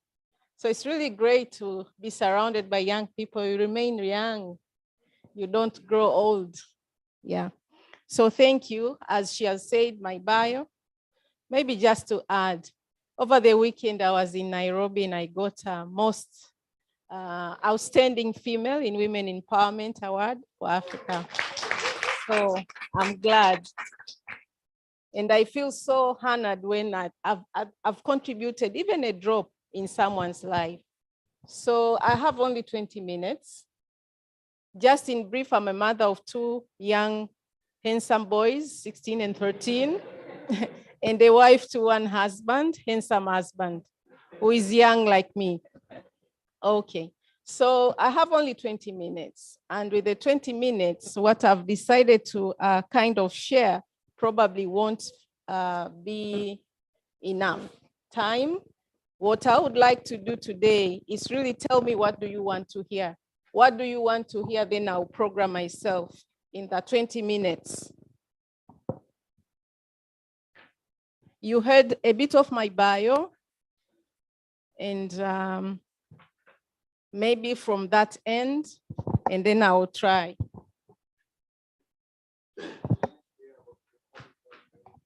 Public health career. Okay. Who else?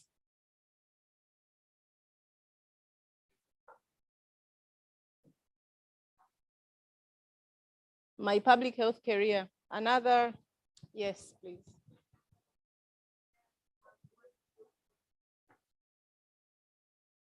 Okay.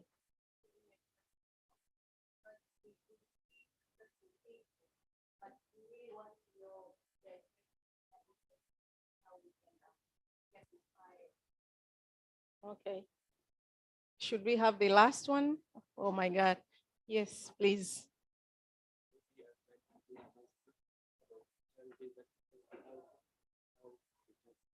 Challenges and how I tackled them. Yes, the other one there at the back. Same. Great. Yes.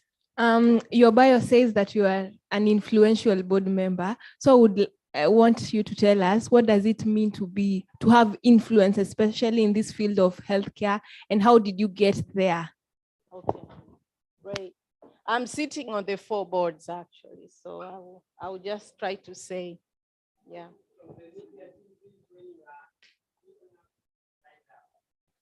Okay, Yes. so there are 4 kind of, yes.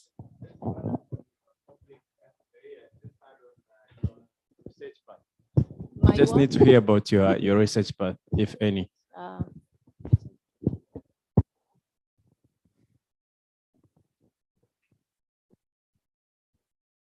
Yes. Okay, so I'd like to know your inspiration of doing what you do.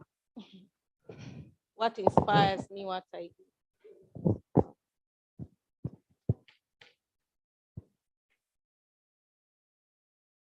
Maybe we can kickstart. The last one, then we kickstart, yeah.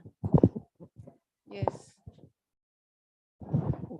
I would love to hear, how do you balance your family life and your work life? Wow, that's a difficult one.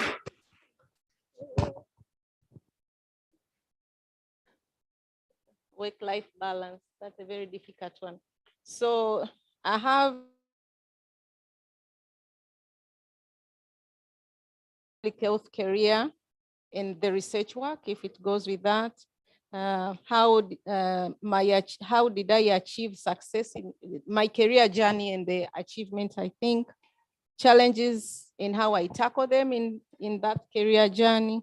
There is issues around boards and how an influential board member, and then what inspires what I do, and the work-life balance.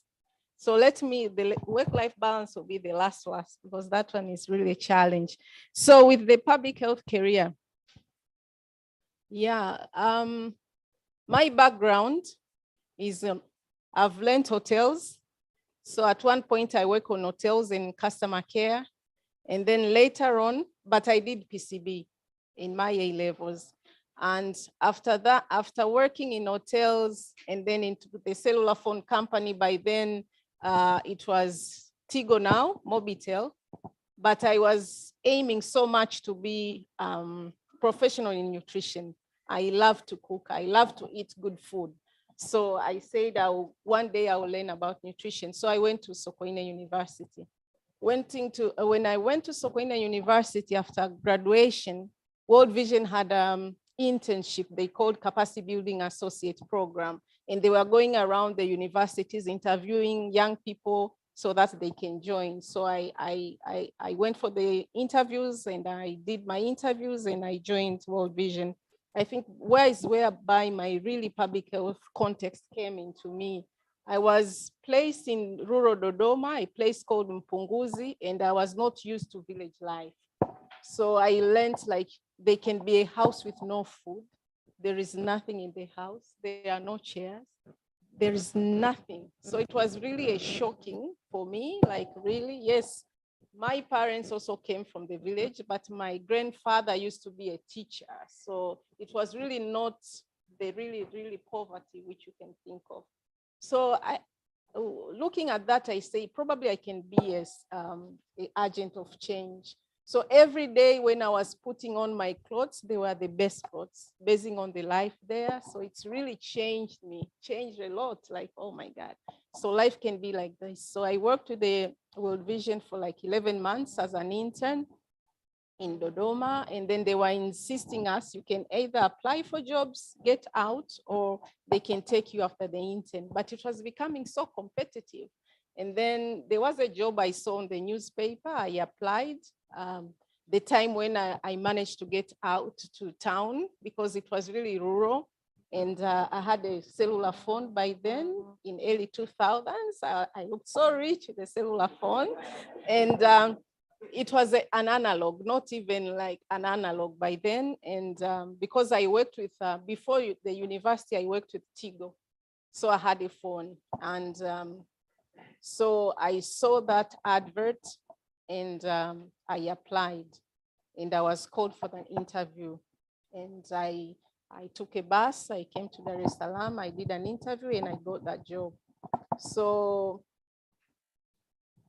I got that job. It was working on Tanzania Home Economics Association, like a program officer. And the Home Economic Associations was dealing with nutrition, how best the nutrition of young mothers, young children, and people living with HIV and AIDS by then. So I remember at one point, my breakthrough, really, maybe I can say, our organization was invited to contribute to the national guidelines for people living with HIV and AIDS in Tanzania, and I was selected to join. So yeah, in my case, in most cases, because we were given documents to read prior, and I like to read, so I made sure I read, and I knew I was young, and I knew being young, you need to have substance. You are not just there. You need to have substance so people can note you are there. If you don't have substance, people they won't give a damn of you a young person. So I read that document a lot. And some of the people I think didn't read, so I was contributing a lot, until at times I was quiet. And then I remember there was one man who told me, I see a lot of potential in you. And the good thing also, my university professors were also there. So they were very proud of me, and I had it before. So, so yes, he said, I see a lot of potential in you, and then another woman as well. So, and then yes, it ended. And at one point, when I was working, we ran out of funds, but by then most of the jobs were in newspapers. So I applied again for another job with voluntary services overseas. They wanted a program officer. I had applied for that and I got the job. I was so happy because that job was like 4 times what I was getting before. Oh, I was a rich young woman. So I went there, I tried my level best. I worked so hard. There it's whereby I learned how to do the strategic plans and so forth.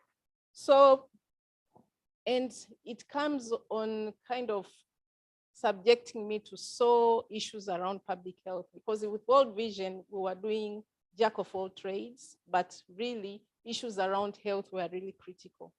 And issues. And then I came to realize prevention is better than anything else. But people are poor, people are what? But public health is one of the issues which can tackle, health issues of people. With VSO, I was being given to oversee the HIV program, which I was, as well as I did the strategic plan of that.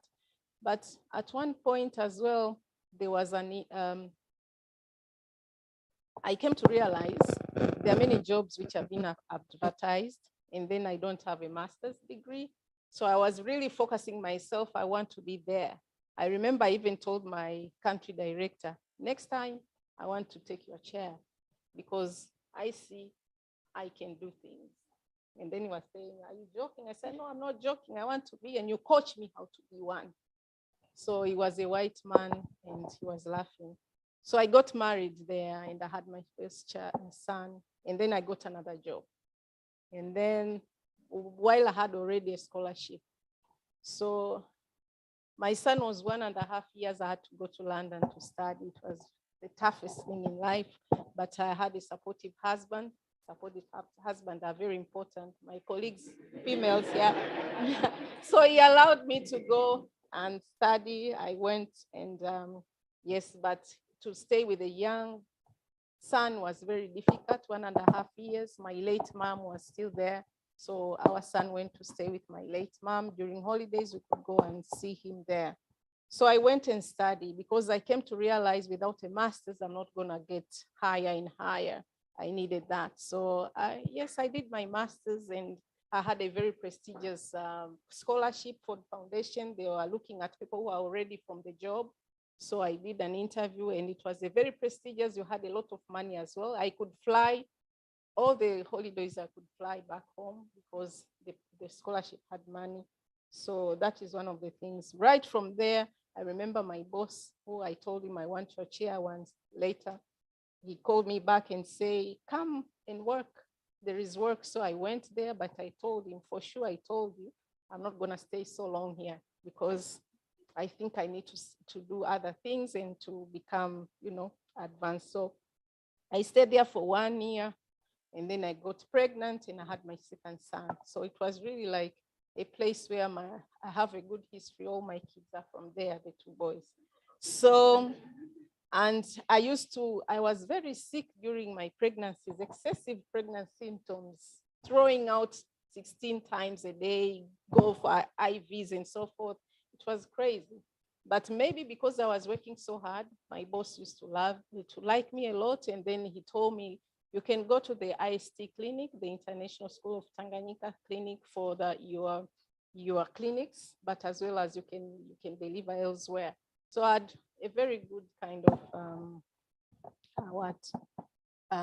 opportunity. But I came to realize when I was working, in case there is anything, I'll just go to my boss and tell, let me try to do this, then I'll give you to review. If there's an email coming from the HQ wanting him to do something, I'll make sure I'll tell him, can I do it? And then I'll give you. I'm on it. So guys, try to be on it. As young people, when you are working, unajipendekeza professionally. You people should know you. You are the frontliner, but in a very professional manner. In a sense, you are result-oriented, so you have to do that. So I stayed there for a while and then I got a job. Where did I go? I went to measure evaluation. I said, I want to be higher one day, but I need a solid background on monitoring and evaluation because it helps you as a leader to understand where do you want, what are the things which matter. So I went there, I worked. I'll be very fast now because I have worked on over 14 organizations, I guess, until now. Maybe this is the 16th or so. So yes, I went there to measure evaluations. I stayed for 1 year and 6 months, and then I got a job at the UN. At the UN, I did not stay much because I thought like I could, the system really is very already done and it takes time for you to do things. That is my opinion, please. That is my opinion. So I stayed there for 6 months and then I jumped to a local organization. And it was a good opportunity because they were so backward. So I could do a lot in 1 year, and they were losing the funds. So I could do a lot, and then I served that. And then I came to realize I'm not going to point B. And then it was my buy, and then I left. But all those were in nutrition, in HIV, in maternal and child health, was all the public health issues. And then I went to PSI. Now it was a growth. Now I became a director of reproductive health, maternal and malaria.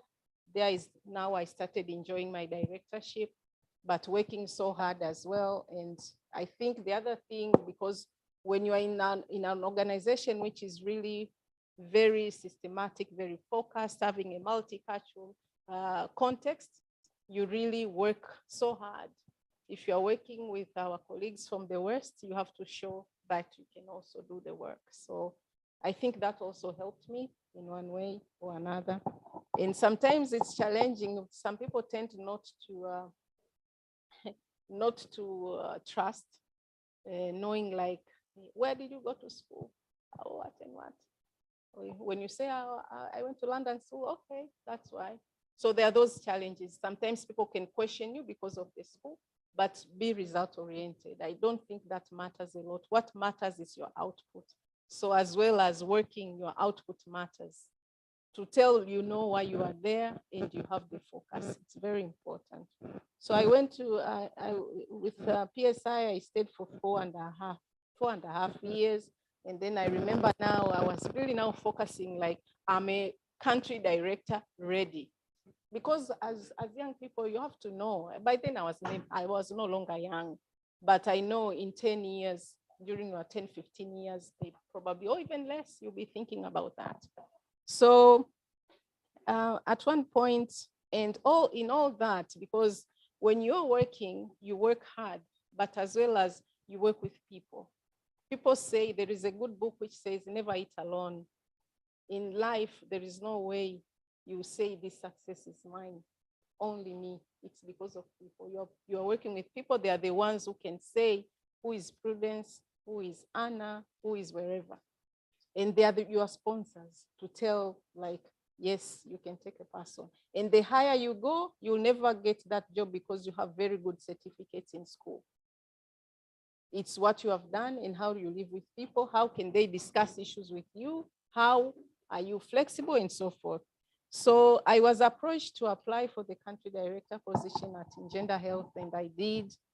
And because at one point I worked with people who knew me, and then they said probably she should apply. So I applied, but I did not get it. There was one who was more senior and experienced. She got that job, so I did not get that job. But they wanted a deputy head of programs, and then I did an interview. I got that one. And by the time I was joining, the country director was leaving. So I stayed for like 5 months, and then I was promoted to country director, and where my country directorship started. And I was very happy and challenging as well, but I was very happy. I worked for 4 years plus, and then came the care opportunity. They kind of followed me through LinkedIn, basing on what I was posting, what they knew, and then I was saying, no, I'm so comfortable where I am, I don't want to join you. And then life continued. And then they followed me again, and I said, I told you, I'm so comfortable where I am. And then the third time, I remember one of my friends say, Prudence, stop being on the comfort zone, change. Why? Change, go and see other things. And then my husband as well said, you can try, never be so comfortable. So I tried with care. I remember I did the first interview. While I was like one leg in, one leg out, I was not very interested. And then the second interview, I started liking the organization. By the way, I like women movement, but in a very polite and professional way. I like it. So I came to realize women at the center is really so loud at care. I said, wow, that's my thing. So I started liking the place. And then I did the second interview, and then I was told, now you go for the last one. And then I was waiting for the last one, and then came a letter like, now we no longer interview, we are taking you. I was like, oh, thanks. And then now another bit came, negotiations of the salary. So they gave me something which like, it's the same with what I was getting. I was saying, I'm not coming. Why should I come? You are giving me the same thing. Why? I know my value. I mean, my value is not that one. You wanna me? We have to talk about this. And then there were so many discussions that say, no, I'm not coming. I have my job, a good job, I'm not coming. And then we had several discussions, and then I said, okay, fine. Now we are talking, I'll join. And then I was so happy I joined the team last year, March 7th. Was it March 7th? Yes. And I'm there. I'm enjoying the work there, but all in all, you know, there is a lot to it. I was trying to jump the challenges and the so forth just to say why. And with CARE, we are jack of all trades. We do health, we do climate, we do agriculture, we do nutrition, we do women economic empowerment, we do gender. But you know what? End of the day, when you think about this, if people are not healthy, they cannot do all those things. And even today, we are having this session on village and learning associations. How are they driving universal health coverage? So to me, my really niche is to look at all the projects, end of the day, should be linked on the health issues to make sure that you are addressing that. So yeah, I'm here with CARE, and let me now go to the issues around I think there is this issue around achieve and succeed in my journey. I will talk it later. Challenges. Yes, I mentioned some. Sometimes you cannot impress everyone at work, obvious. There can be personality clashes, or sometimes I had a very bad personality clash with my boss at one point in one organization. I really wanted to run. But I had a very good mentor, and she told me, why? You shouldn't run. Why should you run? Work hard, continue working harder. The moment you get another job, then you can go. Why should you run? And I was very peaceful. I continue being focused and working hard, because end of the day, personality clash, see where you are standing. If you are not on the wrongdoing, keep on working hard. So those things are there. And the higher you go, the more challenging it becomes, because you're supposed to have very critical deadlines, to have tough decisions. I've been I'm in an NGO sector. We are so much donor funded, donor kind of based, and not like the government. Project starts in 3 years, they end, people need to go. You send people away. It's very difficult. You know, people have bank loans, have kids, have wherever. People need to leave. But if you are not a country director, you're not a leader, it's none of your business. So there are those things which they are biggest challenges. And sometimes you have fund, of a sudden funding is finishing, and then you might even close the office and everyone is looking at you. The country office was closed on our leadership, on his leadership.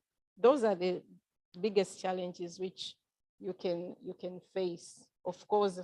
But all in all, with all those challenges, try hard to make sure that you have done your bit. You have looked for money. You don't get money, you have evidence you looked for money, rather than you wait the projects to end. I've said the issues around personality clash, stand on the line, know the rules, and what is there, work hard. Those things are already there. And sometimes you might be a very hardworking person, but not necessarily you are promoted. Someone else is promoted.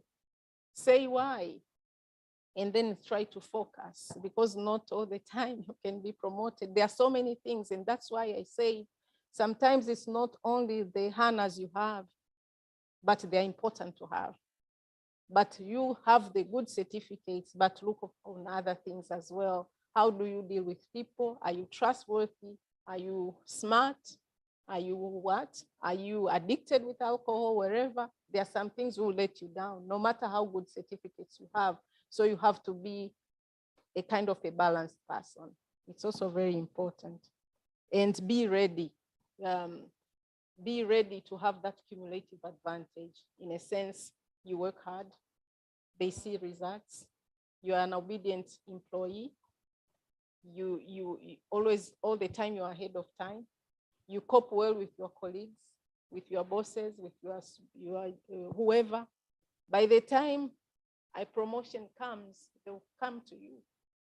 But if you are losing those, you don't have an advantage. So young people, make sure you do that.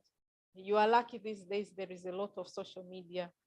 Mind what you post, because these days your CV is on the social media. So you are very good in what you post, and then they see you, maybe you are somewhere doing things which maybe they don't resonate with the vision of where you want to go. So make sure you post things which have substance, don't do things which don't, because that is there and you have documented your CV online. Don't do that. Sometimes it might not necessarily be, I know for us young ladies, you look good.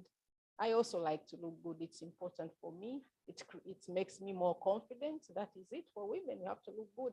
But look good, post you're looking good, but with substance. No substance, they'll say, I'm rainbow to nothing. So make sure you do that.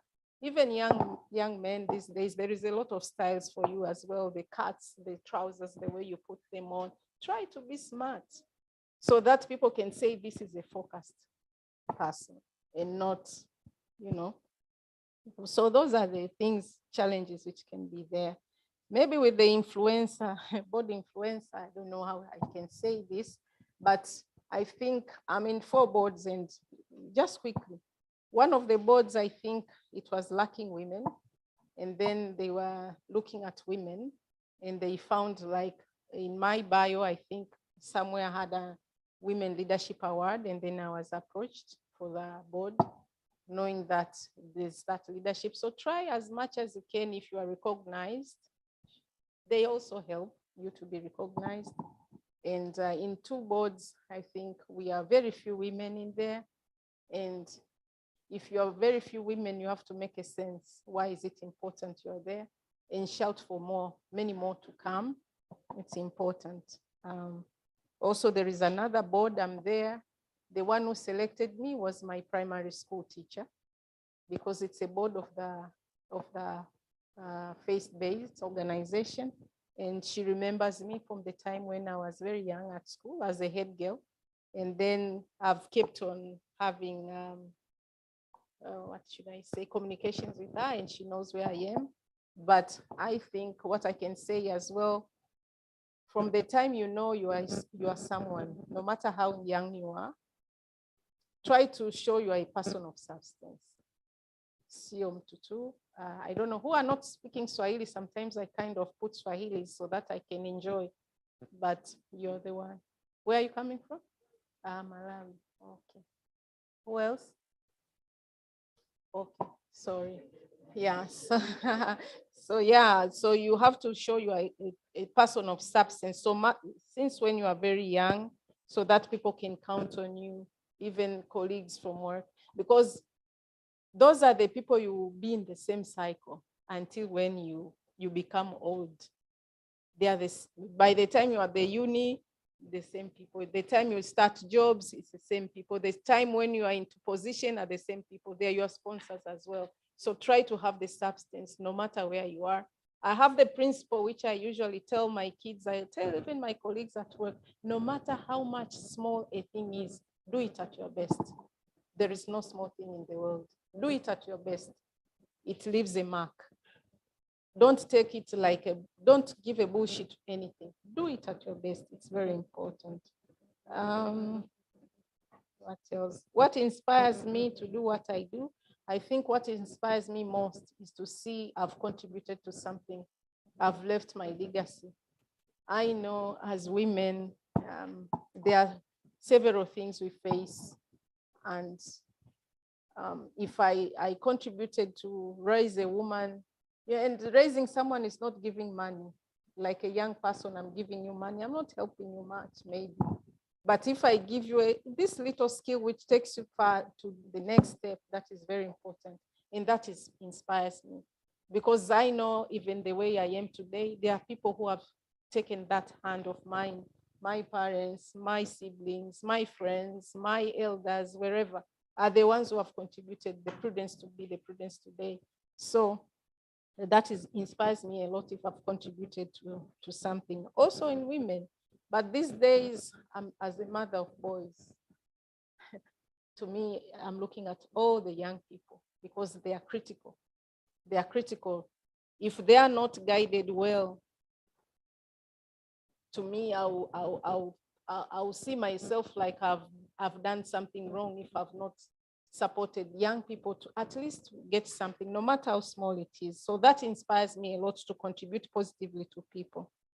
There is this issues around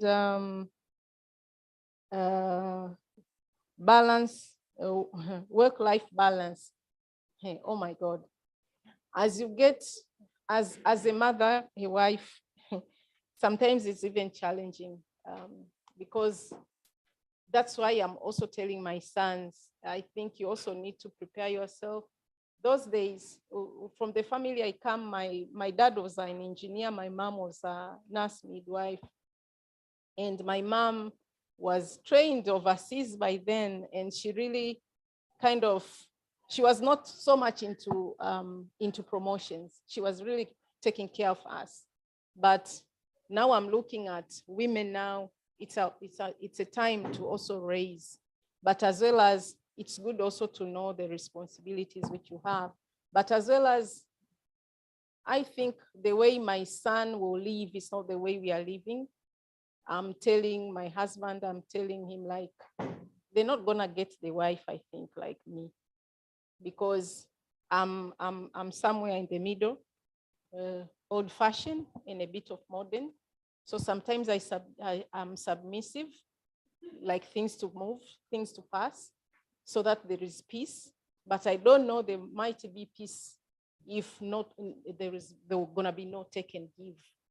So it's really to raise people now as young men, as young women, to make sure that there will be a lot of take and give, because as women, they know like they need to raise, they need to have good jobs. They have been taken to school.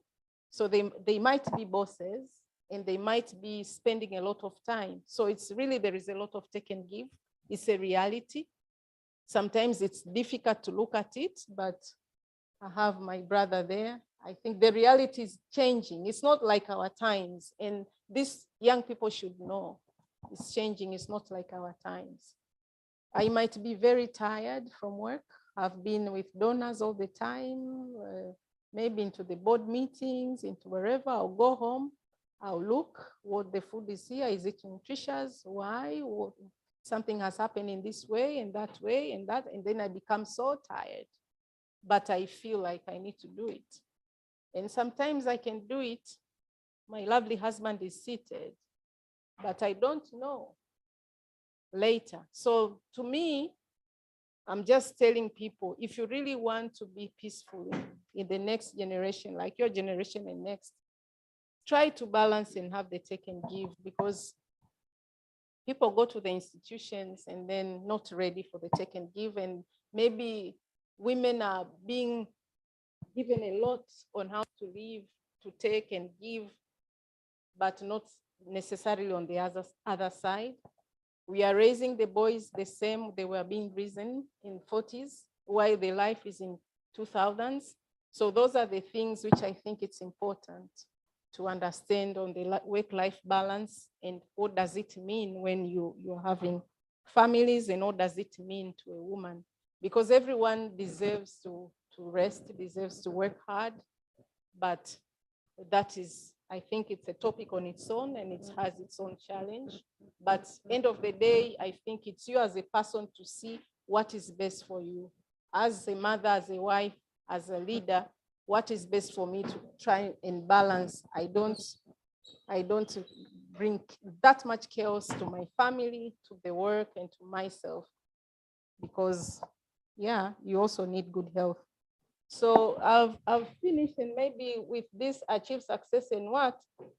I think there are things which I can leave, like the takeaways. Number one, if you really want to be a good leader, commit yourself to learning, keep on learning. You're not just, you have your master's, you have your PhD, and then you are done. Learn a lot of things. Blended people are the ones who are more successful. In a sense, yes, you are a health expert, but learn something else on business. If you can, read books, learn. It's also very important because you can contribute in several ways. The other thing you have to have, I said about it, but have professional standards. Like even today, you are still a student, live like a country director, live like a minister, live that life. Because already this is your plan. By the time you reach the plan, you realize, oh, I'm here, but already you are used to it. People see you as a leader. It's very important. And then be ready on feedback, giving feedback, positive feedback, because as a leader all the time you have to criticize on things and try to see how best you can communicate those things. It's very important. You can find someone has done something, you have to know how to give a good feedback, as well as get comfortable with uncomfortable, because there are some things which can be very uncomfortable, but you have to do it.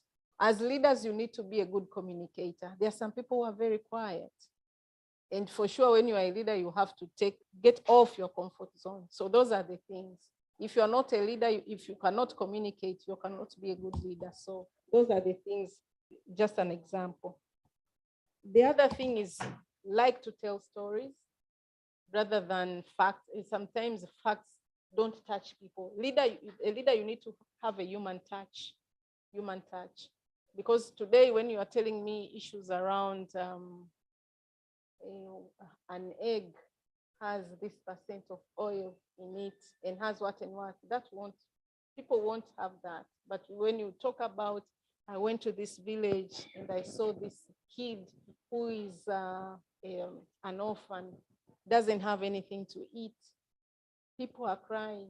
So I'm here to collect money. There will be two different things. So have stories more to connect the real life and the sufferings and what, then you succeed. The other thing, which is very important, be honest. Try to be honest because people trust you. If you have a trustworthy leader, then you are good because you know the leader will tell what it means, what is important. It's very important. And then young people of today, they can come to work. For me, I'm 50 years old. You come to work, you are 25, and then you want to live like a 50 years old person. That is bad. You try to look to steal so that you can have a good car, so that you can have a good house, so that you can, for boys, men, you can have a very beautiful young woman because you have money, or for ladies so that you can have wherever. Usually life is one step at a time. When you get to the stairs, you just take one stair. And when you go down, you take one step at a time. Make sure that you are going stepwise. If you are doing that, it means you're honest, you're following the rules. But if you don't do that, that is bad. Fast life is dangerous. So, and last things which go, I mean, they are just kind of similar, but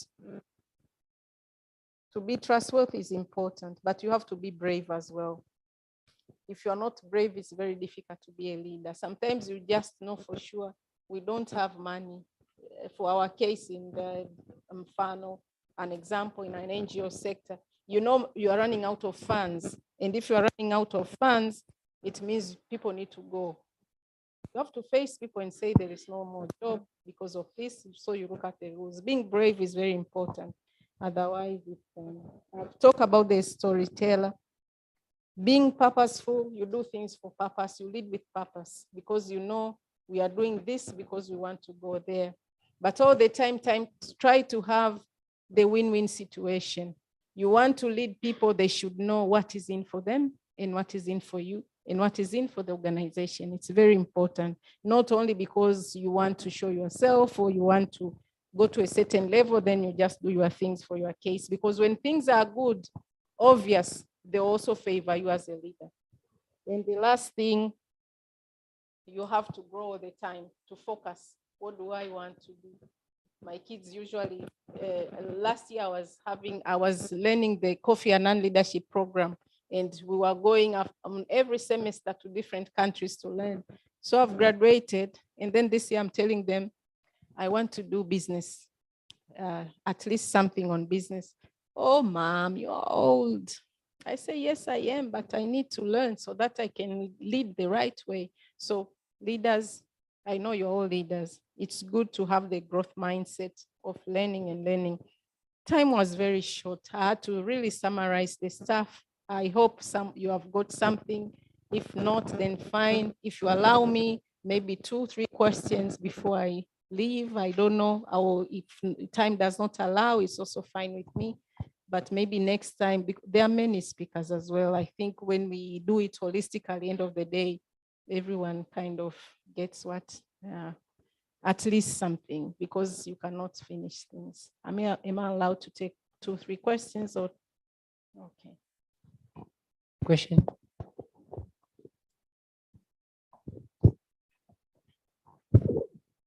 Okay.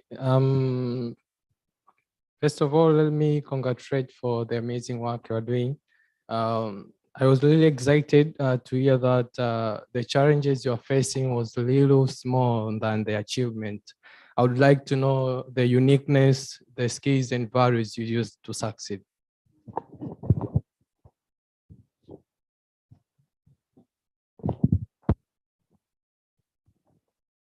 Thank you so much. I should really applaud you. We should all applaud you for your great work and experience.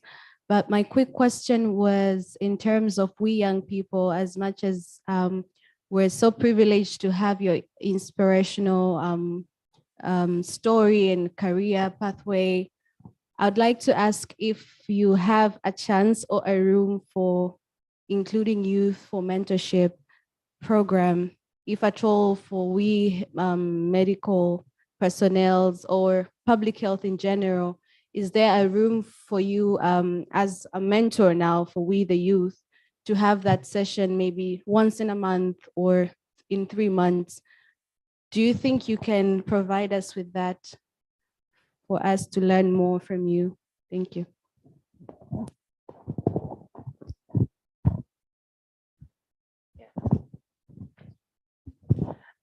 Question. It's something that you have touched on a little bit about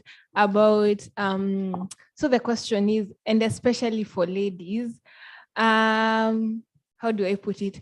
There is the professional life and the social life, and there's this thing that you can't post this because it doesn't look like this. I think I personally battle with that a lot, because we are still human beings, we are still social beings, but we still want to climb the professional ladder.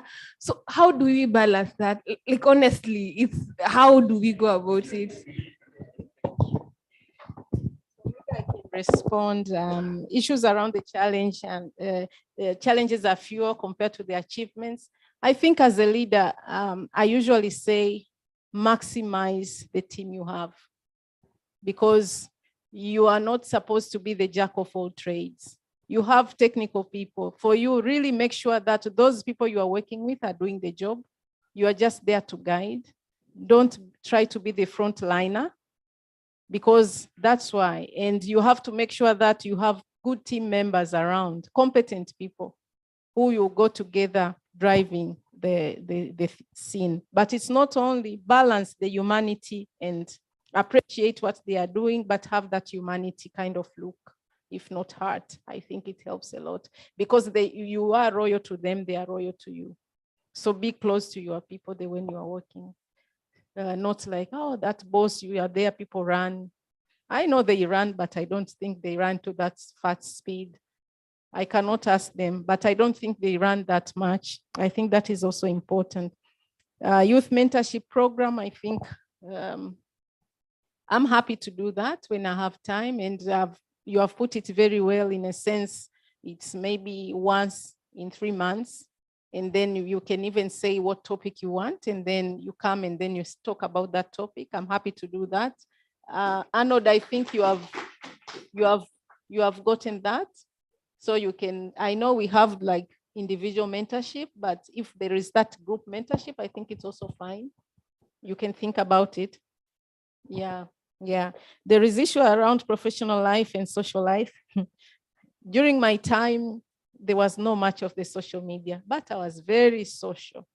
I liked dancing. I used to like dancing until today. I love dancing, though I don't have much time to go. Sometimes I put very loud music in my own living room and dance, and kids laugh. And I said, no, this is what I feel so good to dance. I used to dance a lot.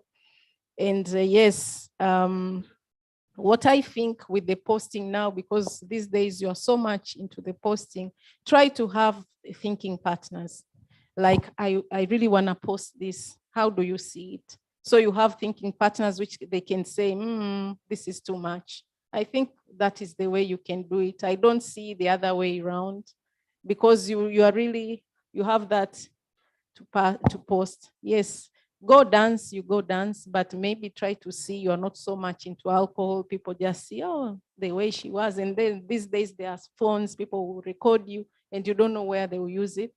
So somehow the confidentiality is limited, but as well as try to monitor yourself, have a thinking partner so that you can make sure you are posting reasonable things, because end of the day, they will definitely hurt you in life. If they are not very good things, they will hurt you. I know being young, it's not easy as well, because you really want to do things. I remember one day my sons were looking at my album, secondary school album, and I was into this pants and the blouse, which was really cool. And it has, I teared it at the bottom, and then I say, oh, mom, during your days, I say, yes, but I was very serious. You go and ask any teacher of mine. They'll tell you, your mom was very serious. She was not into sticks and punishment. So I think you have to do that. Even myself, there are some things which when I can write the post, but I'll make sure sometimes if I'm not so sure about it, I'll ask 2, 3 people to read it, because they act as the audience. So it's important. Don't just throw things. Ask people who you trust who can really correct what you want to post before you do it. Yeah. Because that is you at that point, but those are recipients, so it can help. I think, yeah. Asanteni sana. Before you leave, Madam Masako, I would like to register a vote of thanks. I know you have another session in your panel, so we allow you to leave the space. But before you leave, allow me to say 2 things. One, good afternoon. I don't see the energy. Hello. So. By the time you are 50 like me, and then you are I'm 50, but I'm 20. Yes. So, Madam Masako, first, we thank you, and we really appreciate your support since the first cohort of Yocab. You have continued to support us, to encourage and to mentor young people. So one thing you need to know about Madam Masako, to me, she's a true definition of women in leadership. So the moderator has read the very long bio, but summarizing into 2 words, she's true definition of women in leadership. She's also a mentor on our youth capacity building. I think Madam Annabelle, she's not here, but she could give the testimony of how she has benefited from your mentorship. She recently got the scholarship to study masters in data analysis, right? So we really appreciate your support and your continued support to these young people. We'll take into consideration your idea for having group mentorship. I think that will help us to accommodate the good number of young people. And to let you know that this cohort, the first cohort, I think is the most brilliant cohort that we ever had. And we count on you guys. Clap hand for yourself and congratulations. We received over 300 applications and we had to choose the best among the best. It was really challenging. Congratulations to you guys. It wasn't really an easy task because we had to go for external committee selection, internal selection, and until the end selection. It was really challenging because all of you are best. We had to find the best among the best one. So, Madam Masako, in short, and for the interest of time, we register our vote of thank you, and we hope you will be ready to accommodate some group of young people who will be selected for mentorship, and we kindly ask you to continue supporting these young people because these are the future think tanks of this country. They are future think tanks of our mother continent, Africa. Thank you so much na karibuni sana. Warren Barney ever said in the poem, Opportunity. In the poem of Opportunity, I will quote just 1 minute. In the poem of Opportunity, Barton Barley ever said, with doubt and dismay, you are smitten. You think there is no chance for you, son? Why? The best books haven't been written. The best lessons haven't learned. The best score haven't been made yet. The best song hasn't been sung. The best tune hasn't been played yet.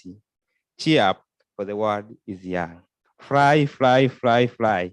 The sky is the limit. Thank you so much. Madam Prudence, as she will. So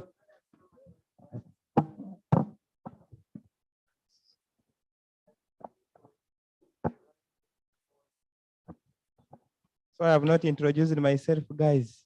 I hope you know me. The one who sent you congratulatory email. Thank you.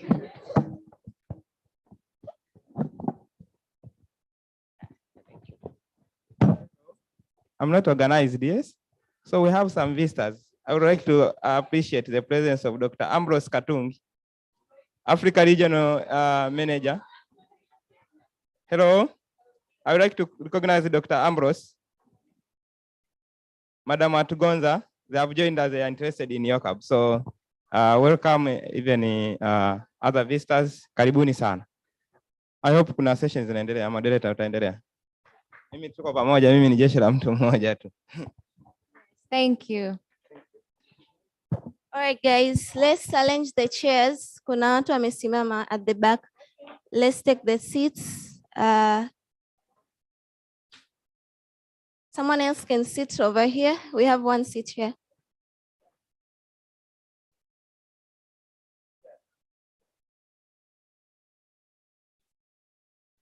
Let's have those extra easy. Tuwape hizi, tutatafuta zingine.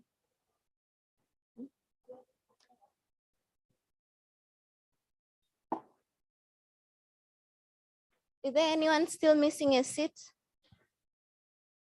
Take 2 chairs from there.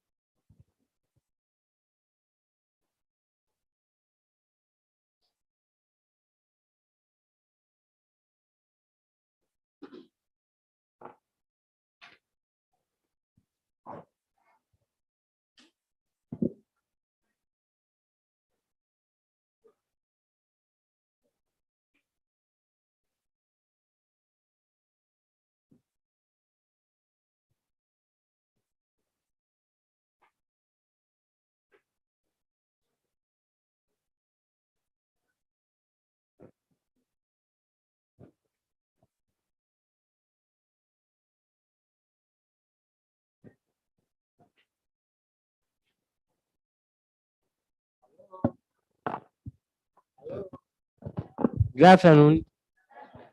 As we'll be waiting for the second session, najua kuna watu wengine wamekuja ni wapya hawajajitambulisha. English, magese. Okay, let's go. I will be spotting some, at least those who were in for the first time, at least could tell us one thing they've learned from the first session. No time. None? Okay. Sir, go to one side.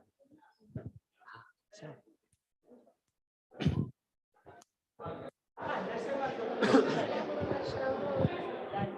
Yeah.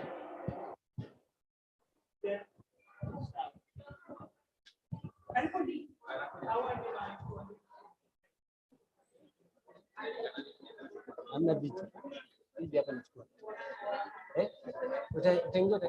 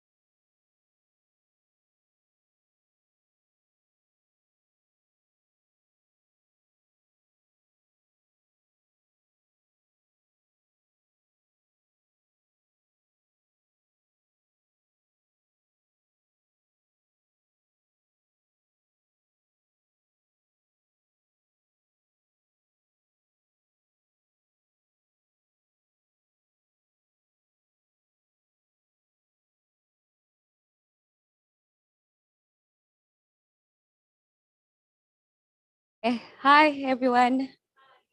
So the next person that's going to lead us to the other session is Mr. Waziri Njau, and he's going to talk about TCI training. So I'm just going to read out his bio, and he'll come on stage, and then he'll present what he has to present, and then questions will come last. So yeah, allow me to walk you through his bio.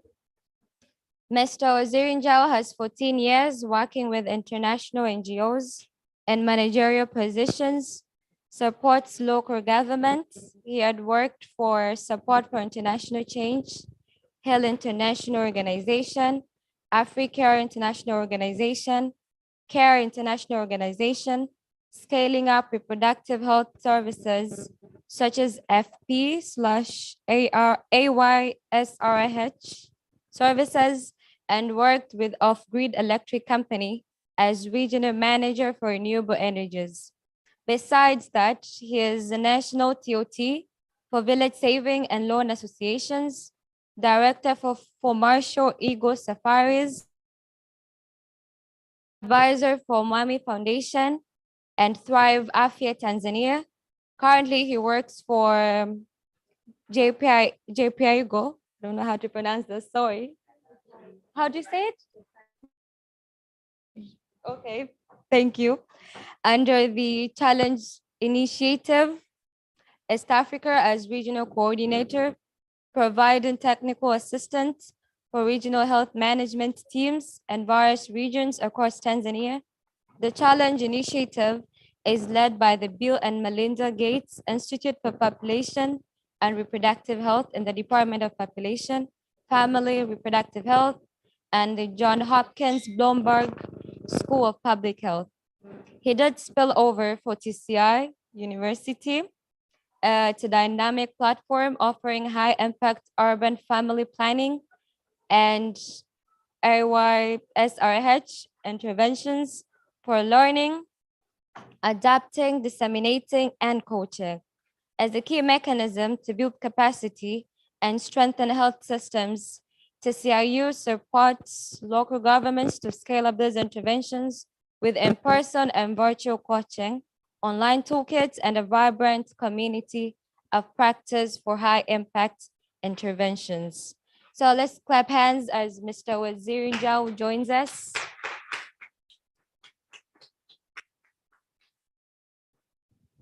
Thank you very much. Hi, everyone.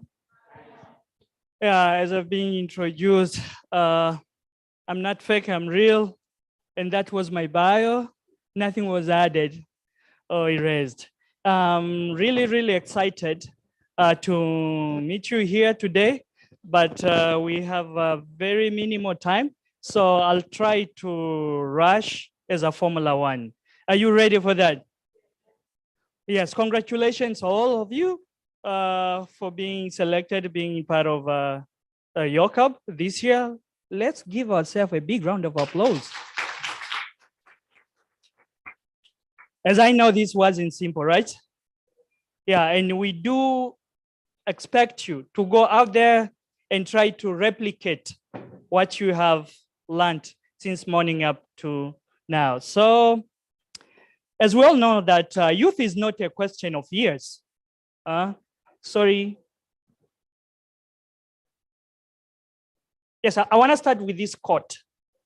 I'm in love with this quote because we all believe that you can be old while you are young and you can be young while you are old. So our youth is not determined by age. Si tuna vijana, they feel like wazee. Na tuna the wazee, they look like vijana because they know how to rock the world. Yes, and we are all here because we are very vibrant, energetic. So the Challenge Initiative is not a project. This is a global platform funded by Bill and Melinda Gates Foundation. Before we were called Tupange Pamoja. So we have different hubs. In East Africa, we are in Kenya, Uganda, and Tanzania. Headquarters is in Kenya. And then we have Indian hub. We have West African for country which speak French, Francophone. and countries which speak English, Anglophone countries. And also we are in Philippines and we are in Pakistan this year. So whenever you go, TCI is a platform. That's why today I just want to introduce you to TCI University. This is our online toolkit.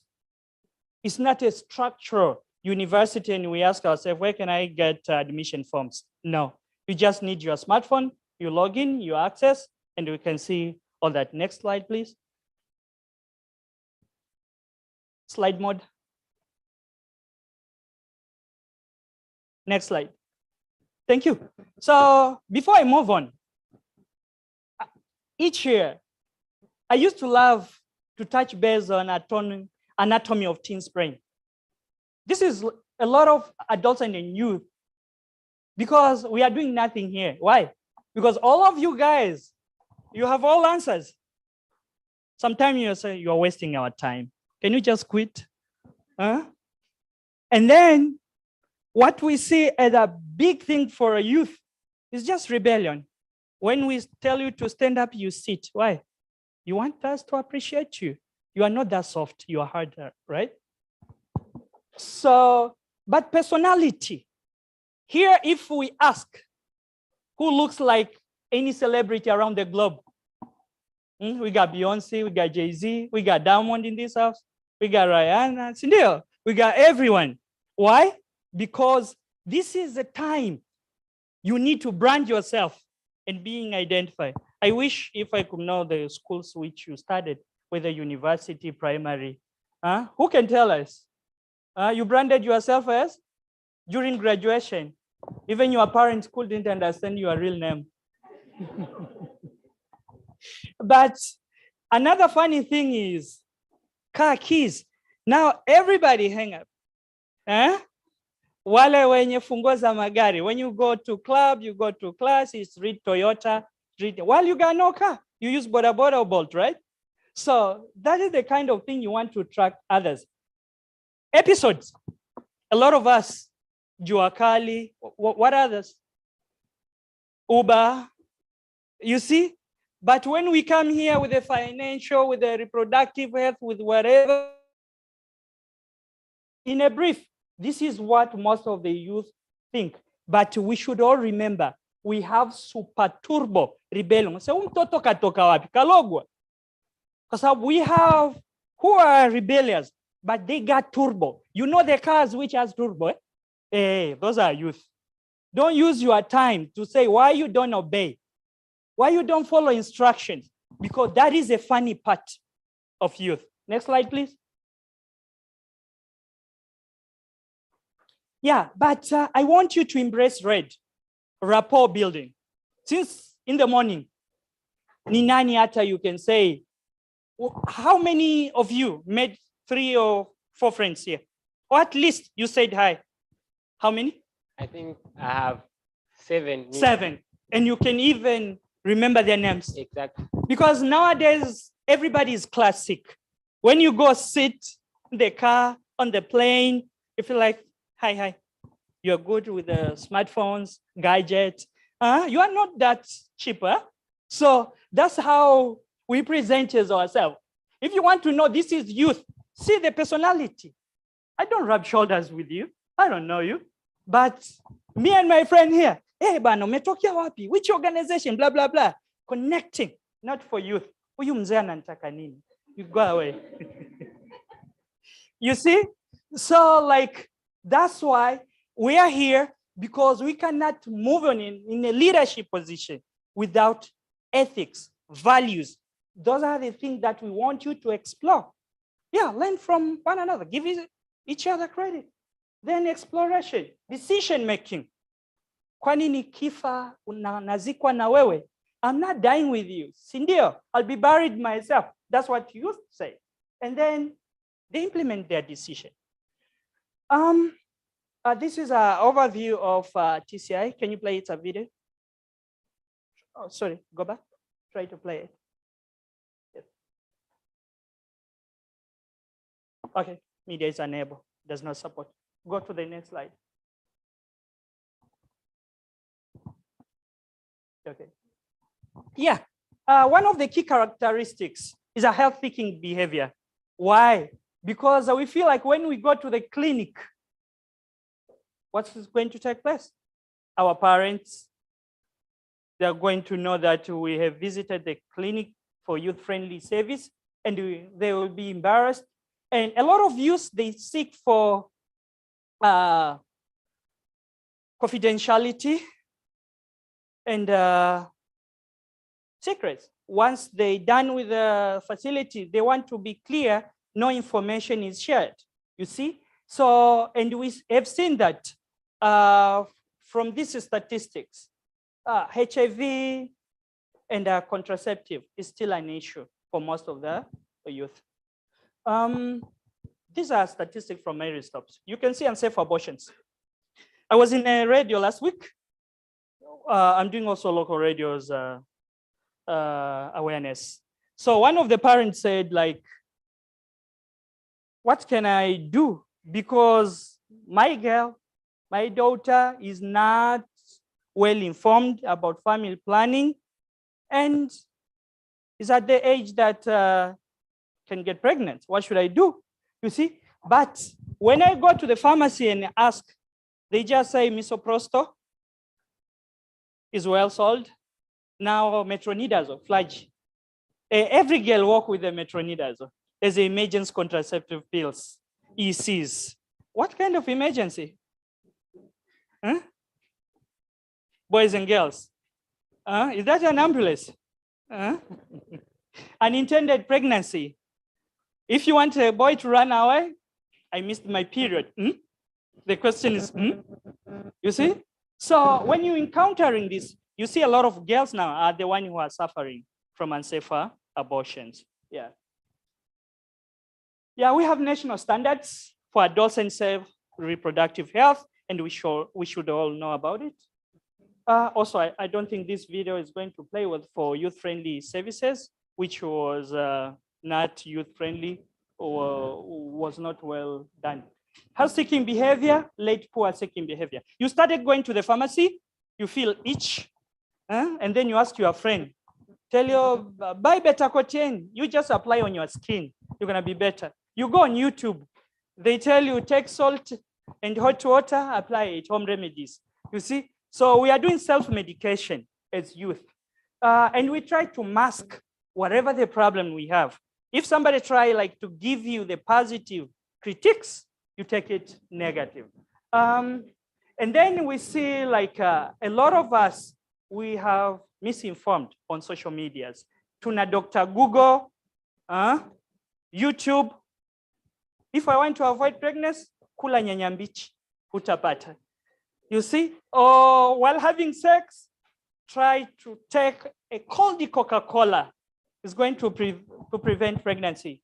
And last week we got like tea leaves, or in the village, they still believe if you take a dry grass, you tie it a knot, yes, God knows you are not going to conceive it. You see, so there are a lot of misinformation. So now we have National Accelerated Action and Investment Agenda for Adolescent and Health Wellbeing, NAIA. Every youth should have it. Who has seen it?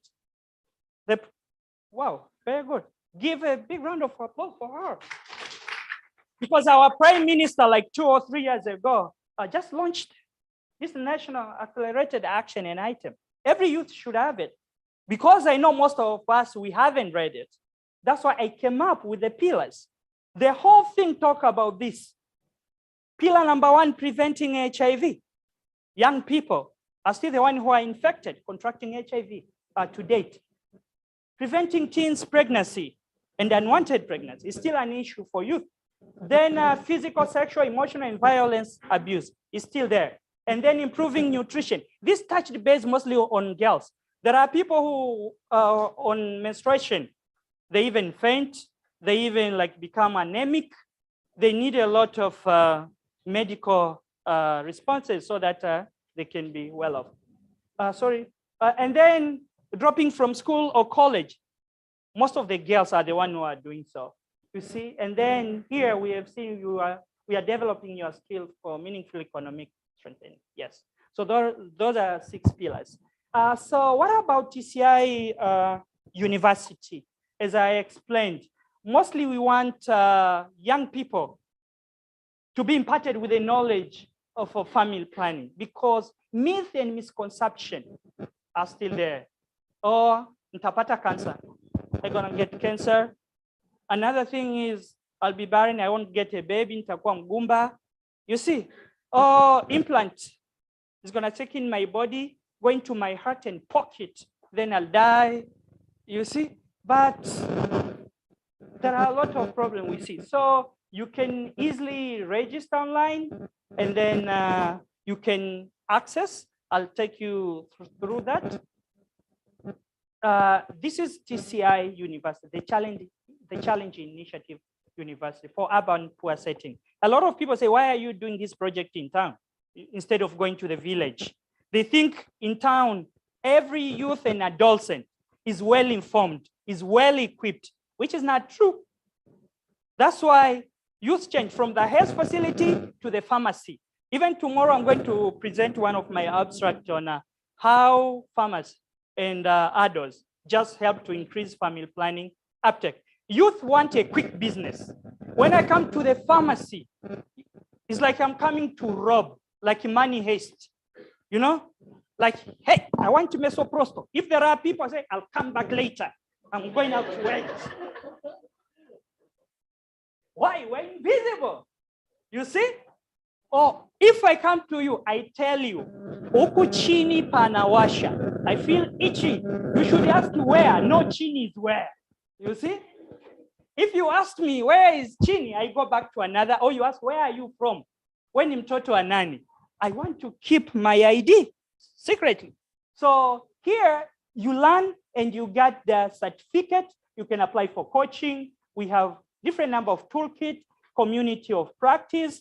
Yeah, we are not going to practice. I just asked the administration here. They just say they will create a link, whether you, then I'll be leading that session to make sure everyone is registered. Apart from waiting for the link, I'm at Japaigo's booth.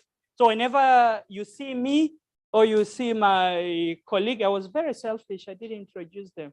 Dr. Esther and Dr. Sarah, please, may you stand up so that they can see you. Come on, let's give a big round of applause for them. And they are good at youth-friendly service. If there is something private doesn't work well, please, after this session, you just see them. Okay, when you see them, they can attend you. So they can register you on TCIU as well. Okay. So our aim is toolkit to be able to navigate. We have toolkit specific for East Africa, for India, for Pakistan, for Philippines. So you choose what you want. Yes. And this is a registration form. You can go online and register it. I mean, now this is a digital world. Anyone can go and register themselves, even before we help you to do so. So this is a part of the coaching we used to do for nurses. Our toolkit based on service supply, demand generation, and advocacy. Yeah, as you can see, this is a category for a toolkit. When you come to East Africa, see what is best in Kenya, what is best in Tanzania, what is best in Uganda. As I'm speaking next week, we will be in Uganda. Why? There is something we call sisi kwa sisi, peer-to-peer learning. If you can cook well, I have to come to your house to learn how to cook. We learn from the best. So this toolkit we have, uploaded from the best, from countries, India, Nigeria, Philippines, yes, and all that. These are toolkits that you can access them. You got the link. As you can see, you can even print them. There are offline versions we have developed as well. So sooner or later, we are going to circulate them. And then you got a beautiful certificate. Yesterday, I registered like 2 activists for family planning. They were like, aha, is this simple? We got the certificate from Johns Hopkins University, signed by Bill and Melinda Gates Foundation. You see, they felt so happy. And today there is a rank. Today they are coach. Yesterday they were newbies. Yeah. So as you can see, not only for health workers. And last week, I have developed a video of animation for easy registration and access to this. So I'll share with Pili or Kaihuka for that. As you can see, we have community of practice. Then we have newbie, coach, master, and specialist. So we have ranks. So whenever you apply for that, you get your certificate and your rank goes high. Yeah, Yocab of last year, Neema Sempombwe, she was a MD4 in Newdom, right? Yeah, I brought her here last year so that at least she can share her experience with the youth. The same way when I brought Dr. Esther and Dr. Sarah around so that they can share in a minute some safari of life. Yeah, so this is an AY toolkit. As I said, we have global toolkit, AY SRH toolkit, and hub toolkits. Yes? Yeah, for AY SRH toolkit services, inreach, outreach, everything you get under service and delivery. Then demand generation, how to work with the community health workers. From the community level, what should be done? And also advocacy. How should I advocate for youth? Resource mobilization and the insertions. Yeah, thank you. But before I wrap up, thank you.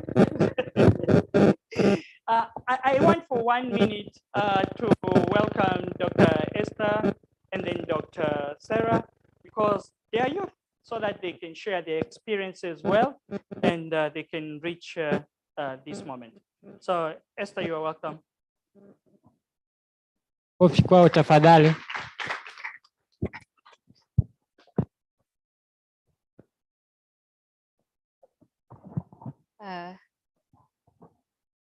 Good afternoon, everyone.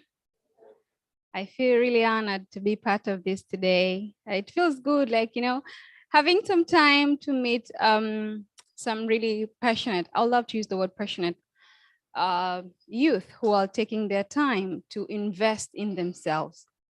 One thing I can say here today is the one part of the story that I can share is to keep that fire burning. I know, like, there are a lot of youth out there that today, I mean, you had a lot of things to do, but then you made a choice to be in here today.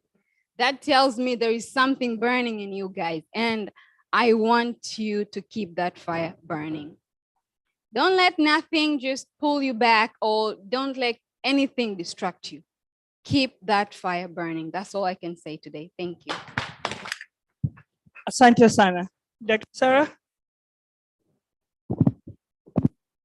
Until she comes, clap. Until she comes. Until she comes. Your word of wisdom, please. Good afternoon, everyone. I'm Dr. Sarah, and right in front of you, myself, I'm a success story. Getting to where I am today, it took me a lot, and I'm here to tell you that having the right attitude towards each and everything will lead you to a place where you want to be. So you have been taught a lot, you hear a lot. Currently, youth, you have a lot of information right at your hand. So the only challenge is how will you use that information to get where you want to be. So through these teachings which you are being told, through the TCI University, which will register you, and we urge you to register others, you get the right information and you'll be able to decide what you want to do with your life. Thank you very much. Asante sana. So we are looking forward to see you. We have you registered whenever you see us at the Japaigo's booth till tomorrow. So don't feel shy. We are here for you. Yes, you don't have even to say mambo. You just say register me. Then we do it quickly. Okay, so feel free about it. So maybe I should take 1 or 2 questions, moderator, because this was not a prayer to say amen, then I go. Question from Given.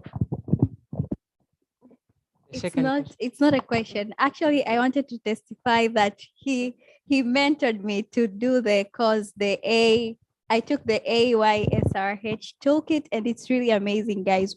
It's integrated, and you can use the skills there to solve any other health-related issue. So this is just a motivative insight. Thank you. Thank you so much. Question? Well, good afternoon. I too, I don't have a question, but I'm very delighted for this session this afternoon, because I also, as a master's in public health student, my dissertation is on contraceptives. I'm very, very pleased, and it's something good to know that there is this toolkit that we can use to get skills so that we can help be able to reduce this problem. Because it's when you talk about youth and this whole situation with family planning and everything, it's something that we're supposed to engage and be able to help ourselves and others. Thank you. Thank you so much. Okay, thank you so much for your presentation. I have 2 questions to ask. The course took how long? Okay. And if there's any payment I have to do. Brilliant. So it takes like 5 minutes up to 3 minutes for toolkit to be read. Depends on your reading skills, but it is not taking more than 10 minutes. Then you take a quiz, and the quiz is a multiple choice. Is it true or false? Is it useful? Yeah, simple like that. Because the prime objective is for you to harness the knowledge, wasn't to torture you. Like one of the professors used say, utaniona, it's not like that. So it's very simple. I'm telling you, try today. You'll find me out there. Or you can ask Given the way she did it. Yes, it's for free. Bill and Melinda Gates pays for it. Yes. Okay, maybe I'm being biased. Okay, thank you. I work in a SRH field, and I oversee over 10 peer educators in Temeke. I work with Umati. So I wanted to extend this opportunity to myself and my peer educators to learn more. I wanted to hear more about the registration process. I hear that I will come there at JPayogo to register, but how about my peer educators and other people who I want to extend this opportunity to them? Thanks. Everyone here is going to be ambassador of TCI University. That's what we want you like today to be imparted with knowledge. When you go back, you register others, you know, even non-skilled, because this is for everyone, even for people who are not medical personnel. So like our aim is to make you champion at Umati and register even non-Umati colleagues. Yes, so you're gonna have that access. Yeah, it's pretty much simple. Yes, I'm told like time is up. And do you allow that? I don't want to dictate. Final one. Okay.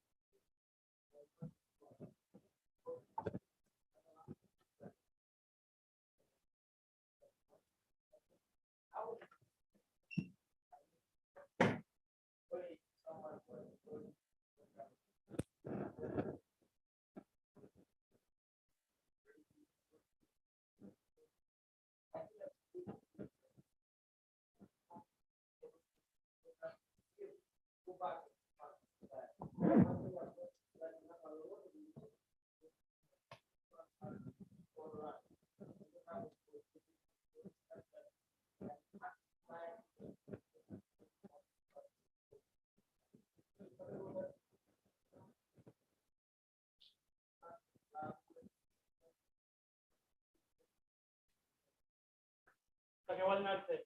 So we have English, we have French, and I don't know, Indian, Gujarati or whatever, but not that we have Indian as well. Yeah. So because we tried to do Swahili, but Bakita, it was quite expensive. Word by word, we said, okay, Tanzanian English is official language. They will try out. Yes, I know. So like in Swahili, you know. But that's why I made the tangazo in Swahili, for the registration, which is pretty new.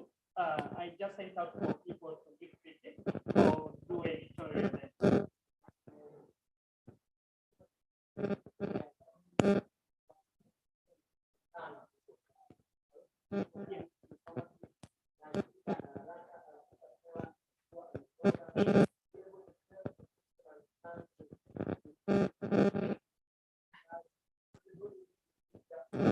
Yes, sure. Yeah, and I'm supporting pharmacy strategy within East Africa. So tomorrow I have a abstract which give a lot of details about that. You can see number of you who use the method contraceptive pills and those who use family planning methods. Yeah, and those who get referred. So I have a special abstract for that. Even I can share if you can understand that. For now, I'm wrapping up with sharing.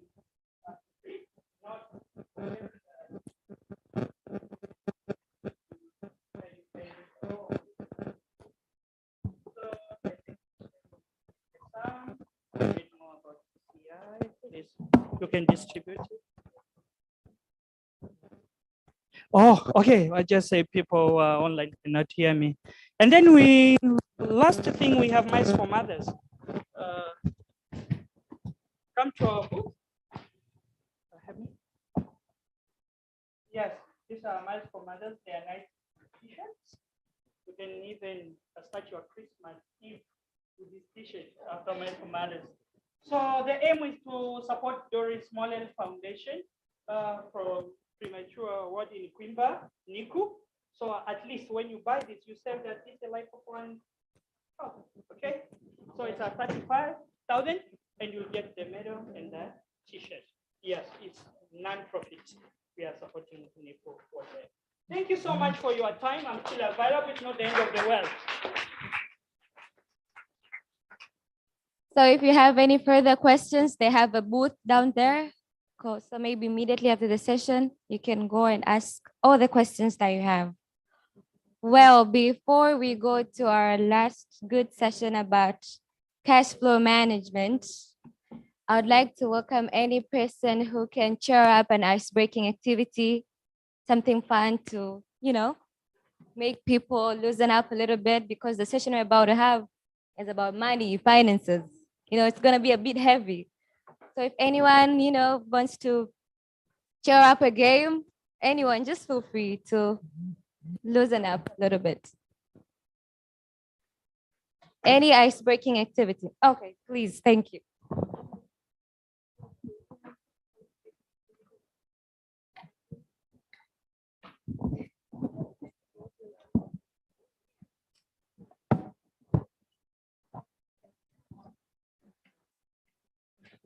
Hey guys. Okay, I don't know, I think we all know this song. We know this song, the song I sing, then you do an activity. If you're happy and clap your hands. If you're happy and clap your hands. If you're happy and and you really want to show that you're happy and clap your hands. If you're happy and shout Yocab. If you're happy and shout Yocab. If you're happy and and you really want to show that you're happy and shout Yocab. Okay, stand up. So we should elevate our bodies and then.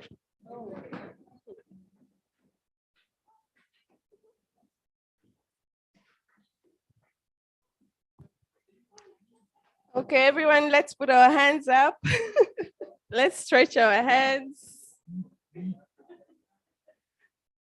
Say hello to your friend beside you.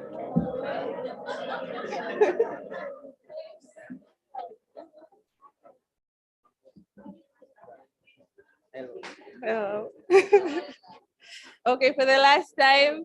Okay, if you're happy and clap your hands. If you're happy and clap your hands. If you're happy and and you really want to show that you're happy and clap your hands. If you're happy and stand on one foot. If you're happy and stand on one foot. If you're happy and you know, and you really want to show, if you're happy and you know, stand on one foot. Okay, for the last one, put your foot down. If you're happy and you know, shout Yocab. If you're happy and you know, shout Yocab. If you're happy and you know, and you really want to show, if you're happy and you know, shout Yocab. Okay, I'm happy. Thank you. Thank you. Okay, before you said one last one, please stand. Please stand. One last one. Okay, so I'm going to say parts of your body, and I just want you to touch your bodies. Atakosea anakaa. Okay? Okay. Yeah. And then we see who's the last man standing. Cool? Okay, we start. Head, shoulder, head, head, shoulder, knees, head, shoulder, knees, head. Please be honest. Come on, Akosea. If you get it wrong, just sit, because I can't see everyone. So please. Okay. Head, head, shoulder, head, shoulder, knees, waist, head, knees, waist, shoulder, head. Okay.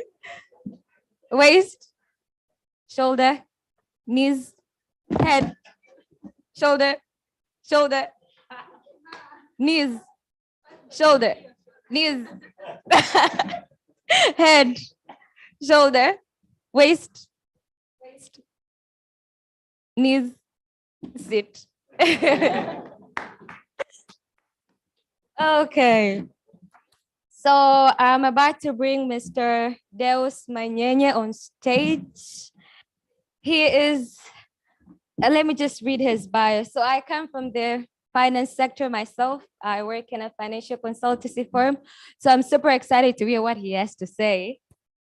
The fact that we come from the same field, I'm super excited to hear from him. So before he starts speaking, may you allow me to read your bio? Thank you. Mr. Deus has extensive experience in finance and banking sector, where he worked for over 25 years in the banking sector.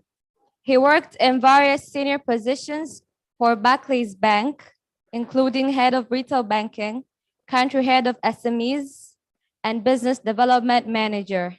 Mr. Deus also worked for Chartered Bank, the Credit Value Center General Manager, and Business Relationship Manager. Other banks, Mr. Deus worked for Arakiba Commercial Bank, International Bank of Malaysia as Credit and Risk Analyst, and IT Credit Administration Manager, respectively. Guys, that's a lot. And if you, I don't know, okay. I'm a bit conversant with the departments in the bank, and looking at his bio, he actually cut it across all departments in the bank for 25 years. So here's a gem. Please clap hands. Okay. For wholesale lending experience, Mr. Deus worked for over 5 years in the wholesale lending space for Oiko Credit Tanzania Limited, where he served as the country manager. Oiko Credit is an impact lender. It's the global financing company with its HQ in Netherlands, and it's engaged in wholesale lending activities across 18 countries in Africa and over 50 countries in US, Europe, and Asia.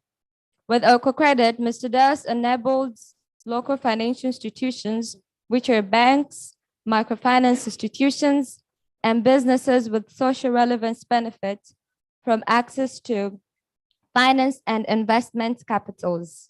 Mr. Deus, who is now a senior fellow and technical advisor, access to finance and business strengthening for R4D. He implemented USAID Tanzania health-related projects in the areas of access to finance. Prior to his current position at R4D, he also worked as a senior program manager at Banyan Global for over 5 years, implementing similar activities in the health market. As health sector lending is new to commercial banks in Tanzania, Mr. Deus is playing a key role and providing training to bank staff on how to go about appraising loan applications from health facilities, as well as guiding the applicants on how to put up bankable loan proposals for loan approval consideration.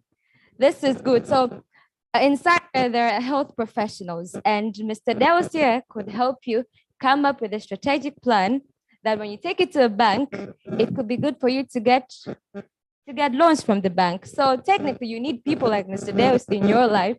Should it happen that you have a project someday concerning health activities, he's the right person that you need to have in your circle. So keep him close. Make sure you get his number. Yes, and he's also from time to time used to get involved in drafting of business proposals from Banyan Global as a key resource for Banyan Global and Kois Invest. He helped in developing revolving funds to be used and lending to FPOs in Tanzania for CSSC members. You're welcome. I am privileged to hand this mic over. I even don't know where you got all those stories or facts about me. Well, the LinkedIn or something else? Yeah. Or the what is it? Because I don't know where you got them all, but of course, privileged to be with you here. Some of you, your faces are very familiar to me, and some of you know me, I believe. How many is the first time to see me? You still many. How many is like they know me very well, perhaps? Hands. Maybe 20%, and the many 80% is the first time to see me. Sawa. So number financials, and you see numbers. Some are scared, or numbers. Some are okay. They're very comfortable, like a colleague here. But you cannot run out of numbers, by the way, because even our phones have got a calculator, right? You will have to use it in one way or another. So what I'm going to train you here, those are very basic, very, very basic ones, but they're very important in your life. So it is called financial management or financial training for non-finance managers or people.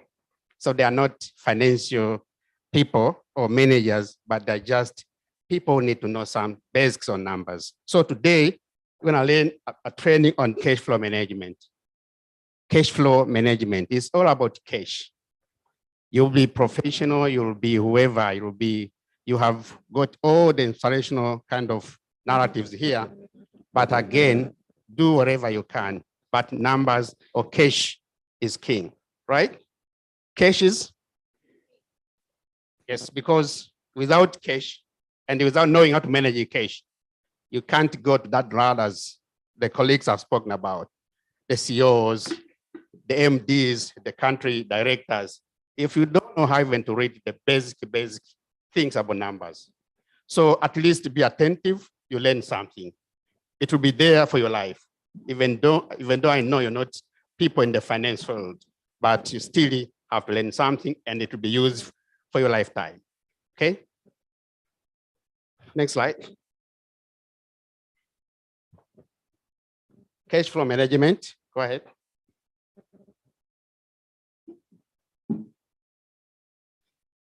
You will be able to learn the 3 major financial statements.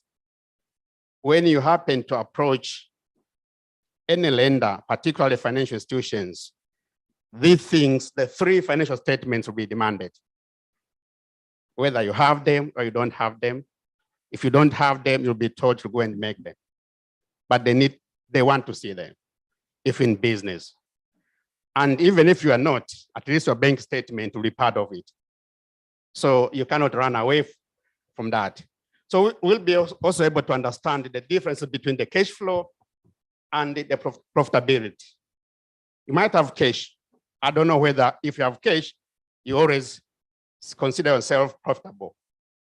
Or you can be profitable even if you don't have cash. So those are the two things you have to learn about it. Can I be profitable if I don't have cash? Or I must have cash to be profitable. Those are the things I have to learn, okay? And know how to read basic cash flow statement. I said cash is king, right? And then understand the importance of cash flow projection. And of course, identify strategies on how to improve the cash flow. Next slide. How many of you have never heard anything about balance sheet, income statement, and cash flow statement? Can you raise up your hands? Are these familiar words in your life? How many have never ever heard of them? Raise up your hands.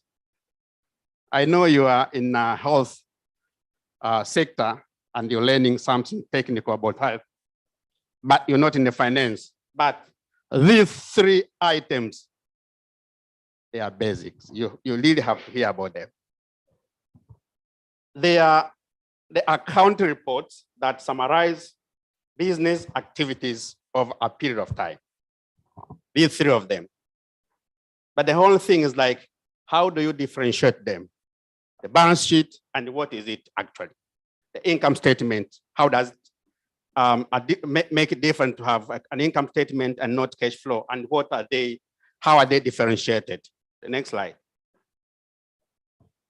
So we will basically learn them through going through numbers.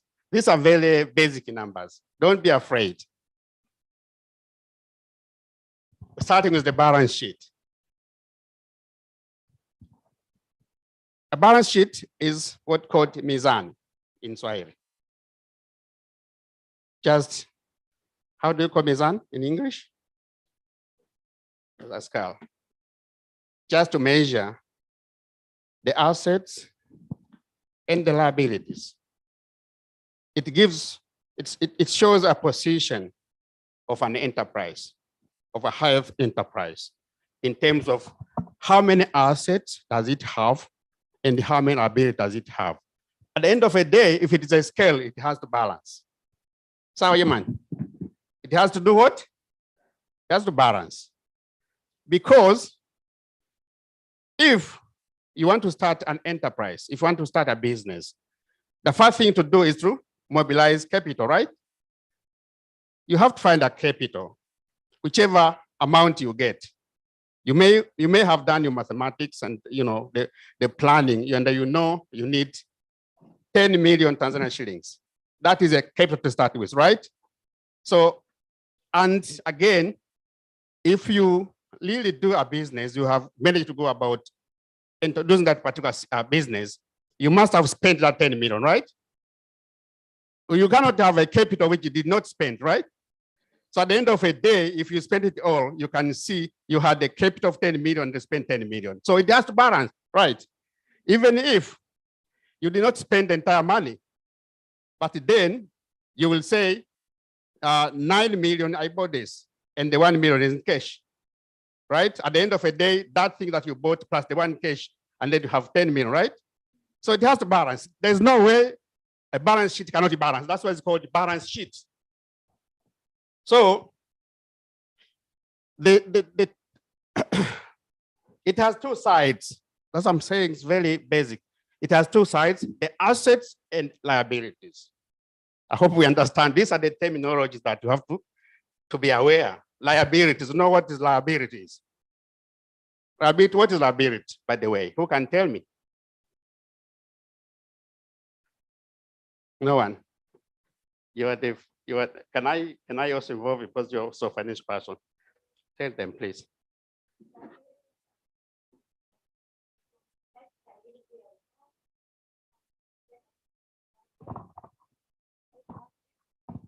Okay, liabilities in a simple language are debts, madeni. So the liability can either be a long one, the one that exceeds 1 year, it's a long-term debt, or it can be a short one, which is within 1 year. So that's how you can classify them. Yeah, on the balance sheet. So in case of time, so I have to somebody else wanted to clarify, but reserve it for now. So you can see here, this side is liability assets. Assets means the money that you had just going to you spending. So you had the cash, you had account receivables, and you have supplies. If it's a farmer's, then you would have cash, you would have account receivables, the money you're expecting from the services you lend to somebody who did not pay in time. Okay? And you have supplies, the stock that you have. If you put them together, you get what is called current asset. Remember, the assets are listed in order of their liquidity. They are listed in accordance to their liquidity. Liquidity means how easy to convert into cash, right? So they come fast. So cash, you have cash already. Receivables, anytime can get it. You can be paid. Supplies are the stock, you can sell anytime. So they, in terms of preference, they come fast. And then you have fixed assets. What did you do with that capital? You bought equipment and then buildings and lands. Total is 324,800. How did you spend it? Because it has to balance, right? Balance sheet must balance. Okay. So the current liabilities. Well, I'm going to kudai haraka haraka. You cannot have known that because there are bills to make. The longer term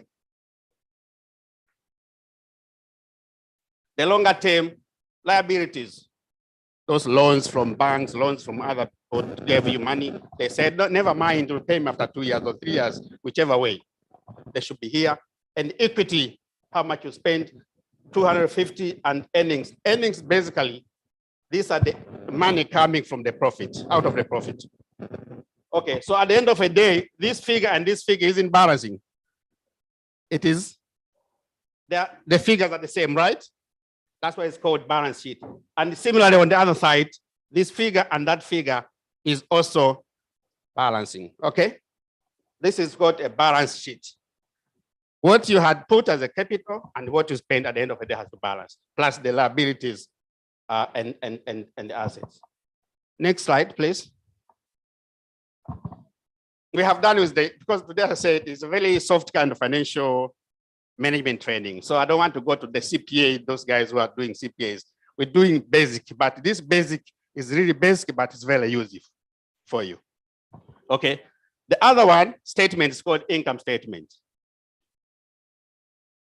It's also like a video of the firm operations during a specific period of time. All these financial statements, they're at a certain period of time because you see the health enterprise is on the move, is running. Every single day today's position is not tomorrow's position. The morning position is not the evening position, it's just running. So you have to find a certain period of time. Say, I want to see my income statements as of now. I want to see my balance sheet as of now, so at a certain period of time. So look, the income statement normally register income and expenses. It's very simple. Income, where did you get the 2 million, the 200, I suppose they are in Southern, or leave alone, the 228,574. Where did you get them from? Assume you have an enterprise, the health enterprise, you have like a shop, a duka kadao, a lab. Where did you get this money? Should be coming from consultation fee. These are the income streams. Laboratory fee, government grants for staff salaries, government grant for medicines, and basket fund from districts. This is what constitutes the 280,575. And how did you spend? Because the income statement is about the revenue and the expenditures. How did you spend all of them? Of course, the salary is key, right? You wouldn't have an enterprise which you cannot pay salaries. Even for sure, even yourself, you're supposed to be on the payroll. Most of the people who are in running these enterprises, they do not, include themselves in the payroll. So that is very basic. You have to do that. Medicine purchase, laboratory, and others. So at the end of a day, You had this kind of income and they had this kind of spending. Are they balancing? Are they in equal footing? Are they the same? The figures, are they the same? They are not, right? So the income statement not necessarily has to balance. It's not like a balance sheet. It is because it is about the revenue vis-a-vis the expenditures. That's why you will see the excess is either called surplus if is an NGO, or is called profit if it's a profit-making entity. So here, this Mr. Who enterprise farmers, it is in surplus, right? So whichever difference is what is called profit. Learn more. So let's go to the next slide. Now the cash flow statement, as the name dictates, it is cash flow. Cash flow. Don't be worried. I'm not even asking, but at least concentrate. You know what is it. So it's about cash. We are talking about cash, nothing else. In the profit and loss account, can you go back in the previous slide, please? Somebody's sleeping there. In the profit and in the income statement, these are the revenues. Is it necessary that the revenue must be cash? I'm asking you. When I'm saying revenue, is it a must that it should be in cash? No, Cindy. Because you may sell on credit, right? You may sell today the service and somebody comes and pay tomorrow or day after tomorrow, depends on the arrangement, right? That's why there is a situation where you do invoice them and you give them 30 days to pay, but you record as sales, right? And you record as a revenue for you. Same for the expenditures, same way. But for the cash flow, if you go, there's nothing of that sort. There's nothing like cash in credit, cash in whatever. It has to be cash. The money you received and the money you cashed out. That is the cash flow. So you start understanding the concept of as to, is it necessary for an enterprise to be profitable, even if it has cash? Or is it all enterprises with cash are profitable? So we'll come to that concept because we are talking about two things here. Having cash like cash and doing sales like sales. You see, these two, the way you receive those money is different. The other one is pure cash. Hakuna mchanga ni cash. The other one, there is an element of getting revenue, but payment comes later. Sindio?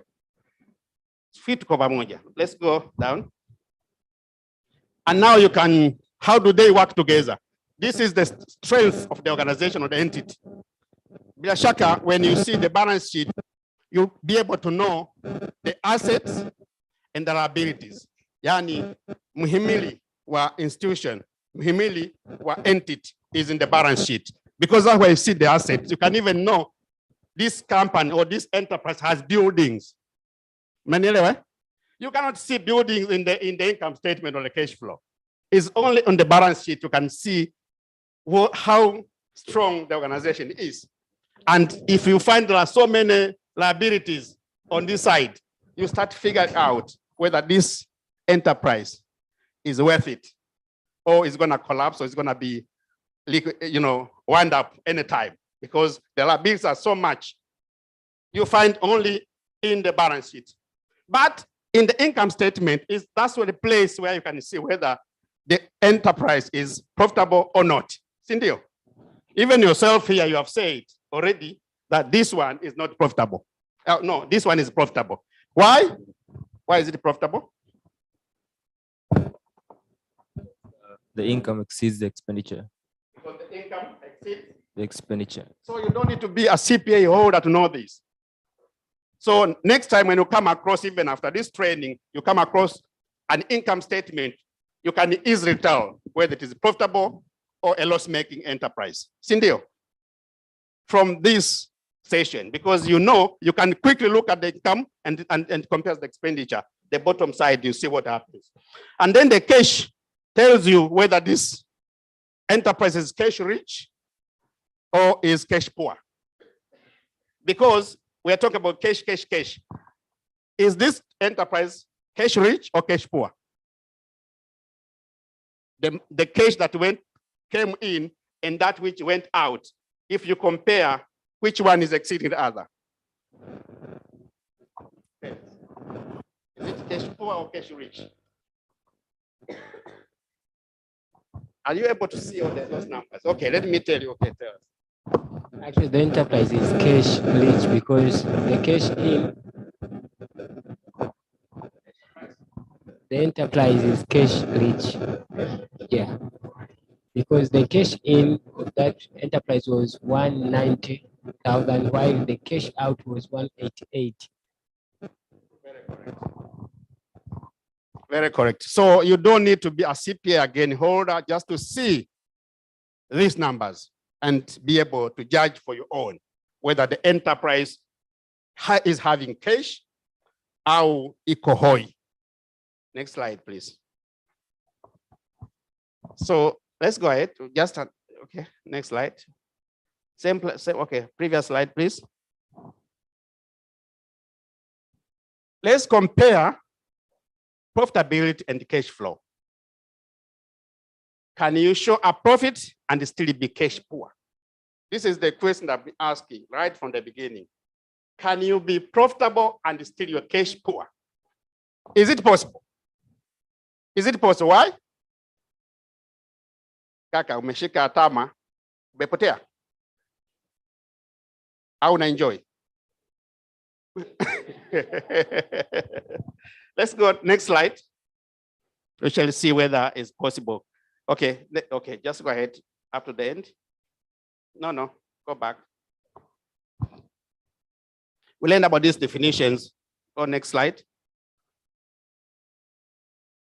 Okay, I just want you to concentrate. Had it been we have sufficient time, I would have divided you because this is a training anyway. But for now, I can't do that. But at least in pairs, two of you concentrate, look at the scenario, and then we shall be able to talk about it. Go to the next slide. We have these numbers. We have these numbers. One column is about income statement. The other one is about cash flow statement. One is about income statement and the other one is about cash flow statement. Remember, we're trying to compare the two statements and find out whether is it supposed to be profitable while you don't have cash, or is it possible to have cash but you're not profitable. So this is the aim of learning this. Okay, look at this. I give you maybe 2 minutes in your own. Just go through quickly and then you tell me.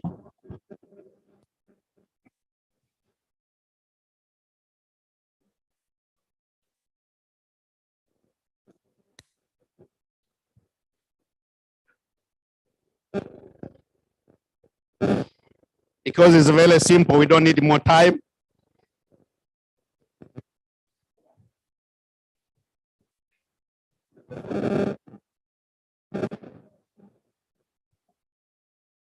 So what is the net results?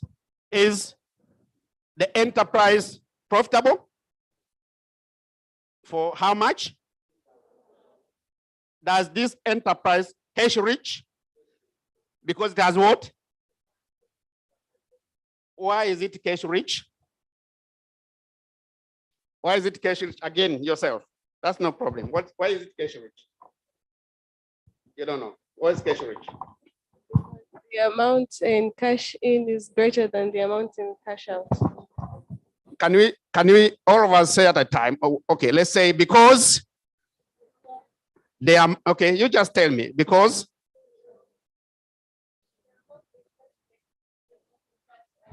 the amount in cash in exceeds the cash out. And how are they spent anyway? Health service delivery. So this person got paid for service delivery, right? 20,000. And how was it spent? Employee salary, 10,000, right? And cost of drugs and other supplies, 5,000. Utilities, you know, utilities, my margin bills are maybe 3,000. And the total revenue is 20 and expenditure is 18. Because it is an income statement, the profit is 2%, 2,000. Same for those. Let's go for the next slide. So we have answered this already. After paying the expenses, how much cash did the clinic owner have left with? How much was it? 2,000, right? Did the clinic owner make a profit from this service? Great. Did the clinic owner have cash in the business after transactions? Great, great, great. Next slide, please. Next slide. Numbers are easy. Just hold on there. Numbers are easy because numbers, there's no stories. It's just about numbers. You know, nothing. You cannot even have a problem. Okay, now let's see this scenario again. Take your time, 2 minutes again.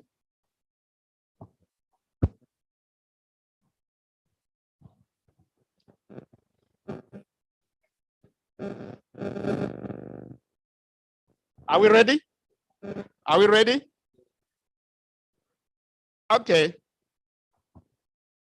Very basic question. Is this enterprise profitable? How many raise up your hands who are thinking that it is profitable? Raise up your hands.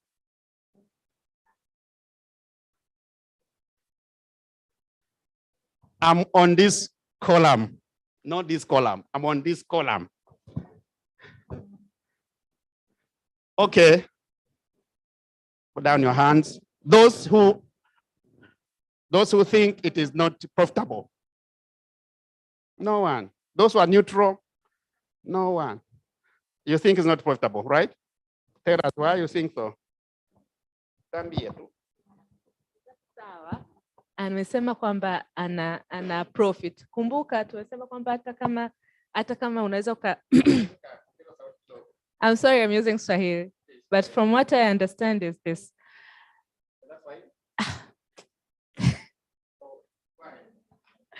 From what I understand is that you said that sometimes profit doesn't necessarily means cash.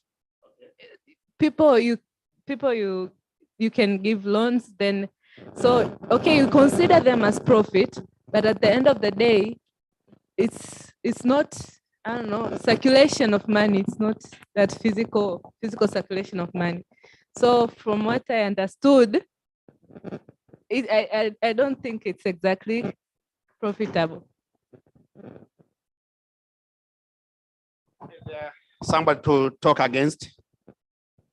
Why is that you think is profitable? Please, go ahead. Yeah, thank you, Paul. Okay, thank you.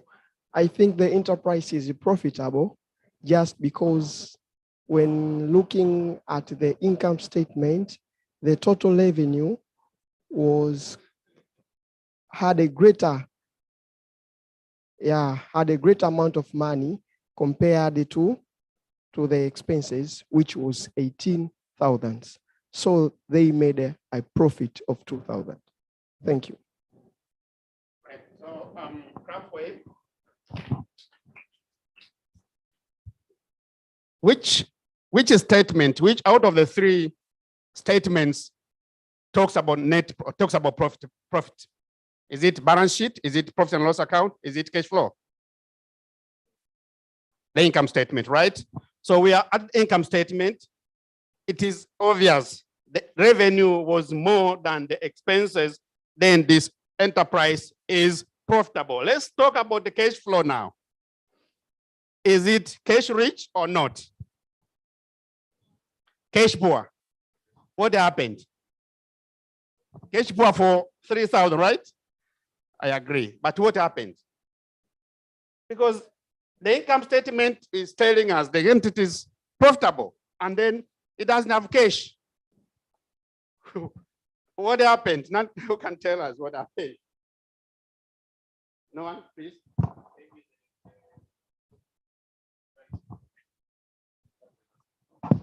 Well, I was thinking that maybe the health services provided or provided in credit. Clap for him. Just clap for him. Because we said not all revenues are in cash. Sometimes you have to wait to be paid. Cindy. So what happened here? This cost of drugs and other supplies. They were procured because we know in the income statement, the entity procured this, but there was no cash movement. What happened? It was supplied in credit. It was supplied in what? Alienda kwa dukani, akasema nipatie dawa za 5,000 was given and to pay later. Nanielewa? That's how we do. So on the cash, nothing. So it was not profitable. Just go ahead. And it was cash. Alikuwa na tatizo la cash. Ndio maana akaenda kuomba, kubembereza. Apewe kwa nini? Kwa credit. Just go ahead. Yes, next slide. So we just have confirmed that. Let's go ahead.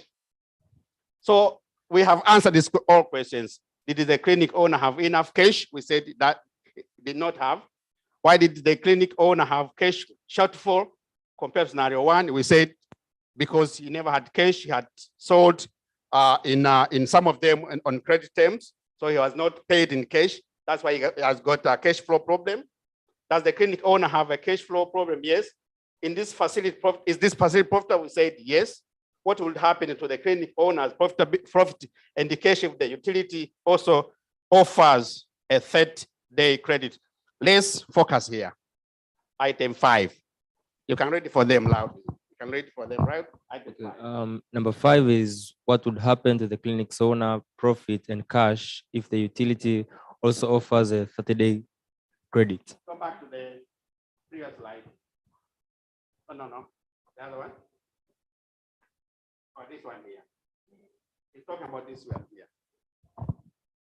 What would have happened if utilities also would have been procured on credit terms?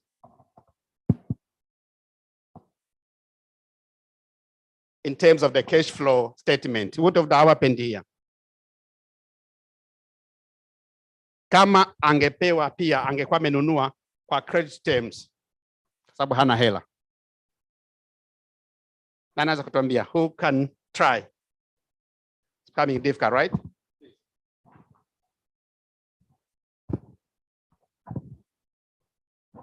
Okay, so if you have, if you're going to have credit on utilities to the cash flow statement, we expect to have a 0. So we expect the net cash flow to be 0 because it offers utility. I mean, it offers credit for 30 days, not cash.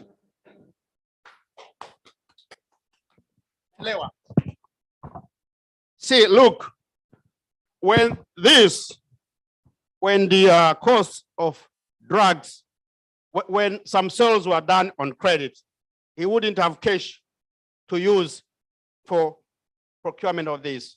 So, and even utilities, if wouldn't have been paid, then he wouldn't have this 3,000. So it would have been 0 here. And then 10 would have been 10 minus 10 would have been equal to what? 0. So cash flow would have been at 0. So next slide, please.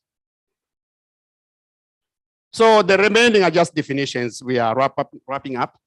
So profit and cash. So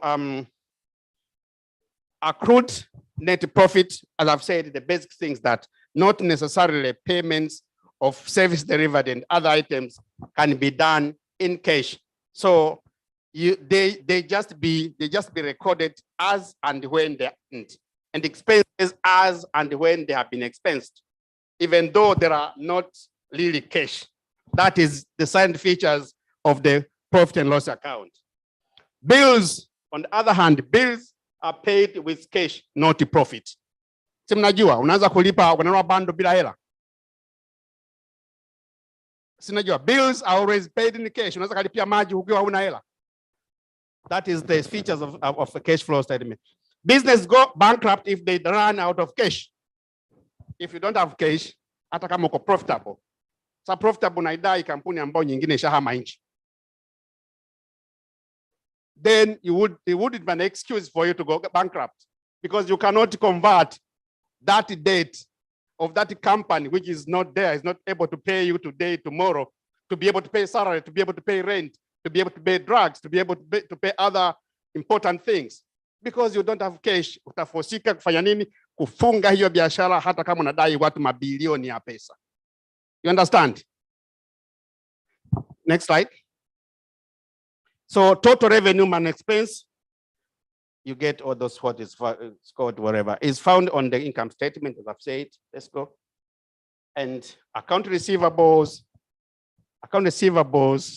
ukienda kwenye balance sheet to find account receivables. Those are the money, the revenues that you expect to earn, to be paid from the debtors. Those are called receivables, okay? And account, yeah, next slide. Account payable, self-explanatory, another one. And let's compare this, the last one. Okay, go down. This is the cash flow, how to do a cash flow projection, how to do a cash flow projection. Under normal circumstance, as we have said, cash is cash, right? Nothing blah blah is about cash. So when you open up in the morning, you would have cash in your pocket, right? Before you any other money, you'd have at least something. That something is called cash at the beginning of the month, or cash at the beginning of a day, or cash at the beginning of a week. It depends. Your cash flow projections supposed to be a week, a month, a year, or something. So for this enterprise, the cash at the beginning of a month was 10 million. I'm trying to teach you how to do a cash flow projection. And then, as we know, cash is about cash in and cash out. There are some cash in here, of which one of it was cash from services, 6.4 million. And then the total A and B, A means cash you started with, and the cash you got alongside the business. If you total up together, you get 16 million. That is the total cash available. That's the cash available for you to spend. And then you spend, and then you got cash out about 15.4. So you were left with how much? Assume in this first month, was this enterprise cash poor or cash rich? Cash rich, right? For how much? 951,000. And now when you close a month, when you open a second month, this automatically becomes cash at the beginning of a, you can see it has been taken up here because this is what you have. You ended up with it, you're opening up with it. If you ended up your day with 10,000, in the morning tomorrow, you end up starting with 10,000. Sindio? Hakuna kipya. That's why you again start with this and you do your business again. You get this, at the end of the day, you're getting this much money for the month 2. Okay, this is a cash flow for 3 months. Now you have cash out, 11 million. Now the second month is this enterprise in the second month, cash rich or cash poor? Cash for how much? 1.8 million. So the second month, this enterprise is cash poor.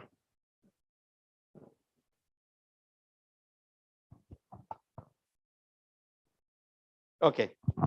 Now this is what ended up with at the end of month 2. Sindio? So even if it's a loss, you have to take it up. Umeamka na magonjwa yako. So you started with a negative in month 3. And then you did again your business. Luckily enough, in month 3, tunajua NHIF, when you invoice them, it takes ages for them to pay you. Sindio? NHIF takes a lot lot of time to pay. Sometimes between 30 days up to 180 days not paid. Miezi sita hujalipa unafuatilia. So this enterprise was lucky because it was able to be paid by NHIF in the 3rd month. How much? 21 million. It got now the total cash 30 million because it came up, it started with a negative. So the total cash in was only 28.2 million. Imagine kama isingelipwa mwezi wa 3 wa 4 ingekuwa ni kufunga biashara. So the cash out is now profitable. Si ndio? This is how you do the cash flow. Unaanza nacho, then you end up doing that one. So a question. Go to the next slide. And there.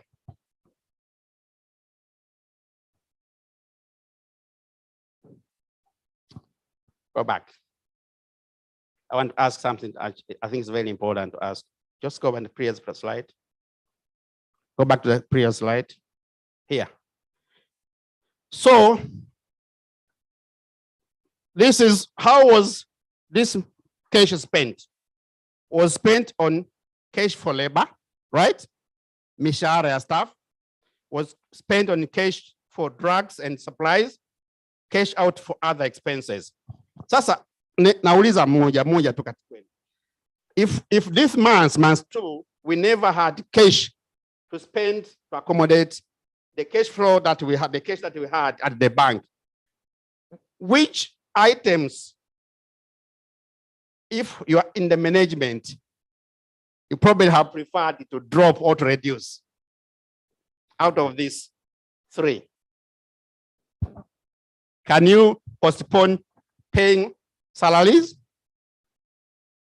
Can you postpone? You have only 9.8 million. Salary is about 9.5. Uta postpone.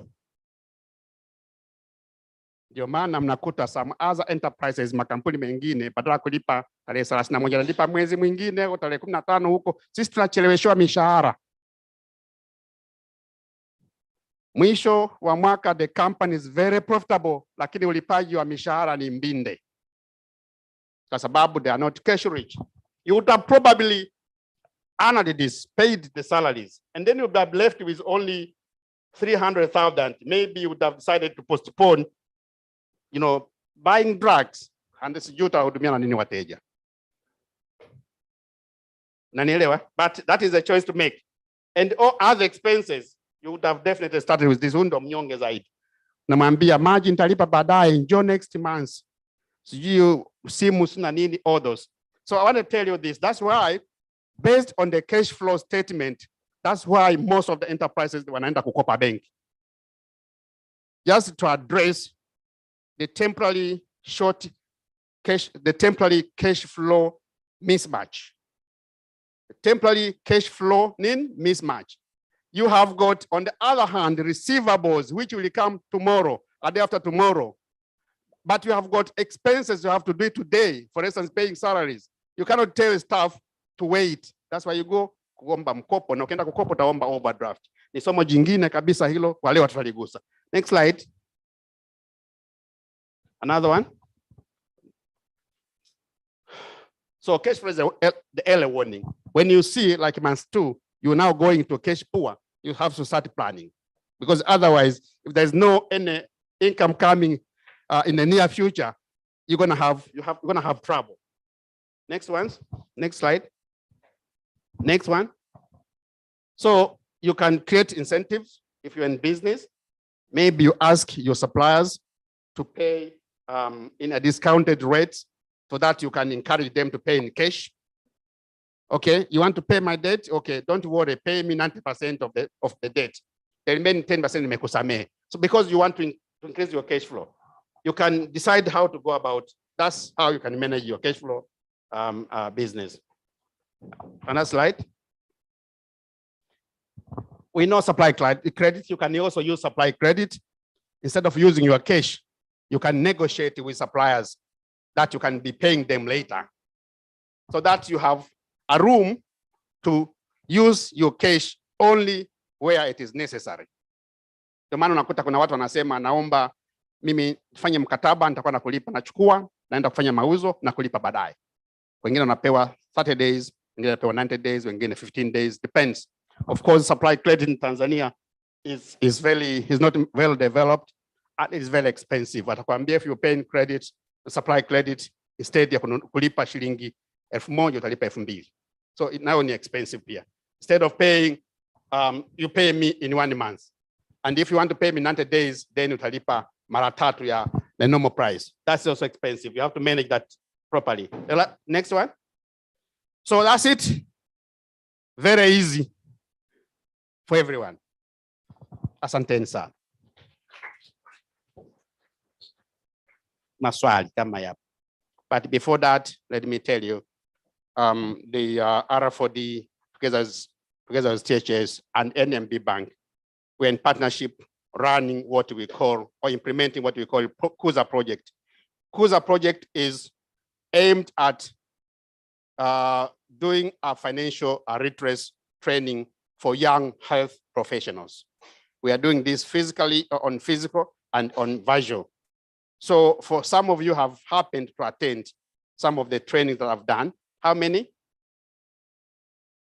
Because we have run 3 sessions already, and 166 young professional students, mostly from the universities, have attended. And we are moving on with next sessions, but it's not too late. When they advertise those sessions, please join. You can learn a lot. Thanks a lot. Santen. Kuna swali?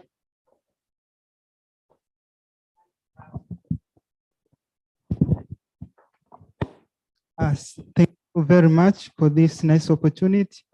Actually, it's my fear that once I see the numbers, I just tremor and my body temperature almost it rises. But due to your very nice session, I love numbers, but I would like to go direct and ask maybe your advice. And if not your advice, and maybe it can be maybe way forward on how to overcome our poor economic basis. Actually, we are here doing some sort of activities, and we are taking through a lot of careers. There is doctors, nurses, and whatever.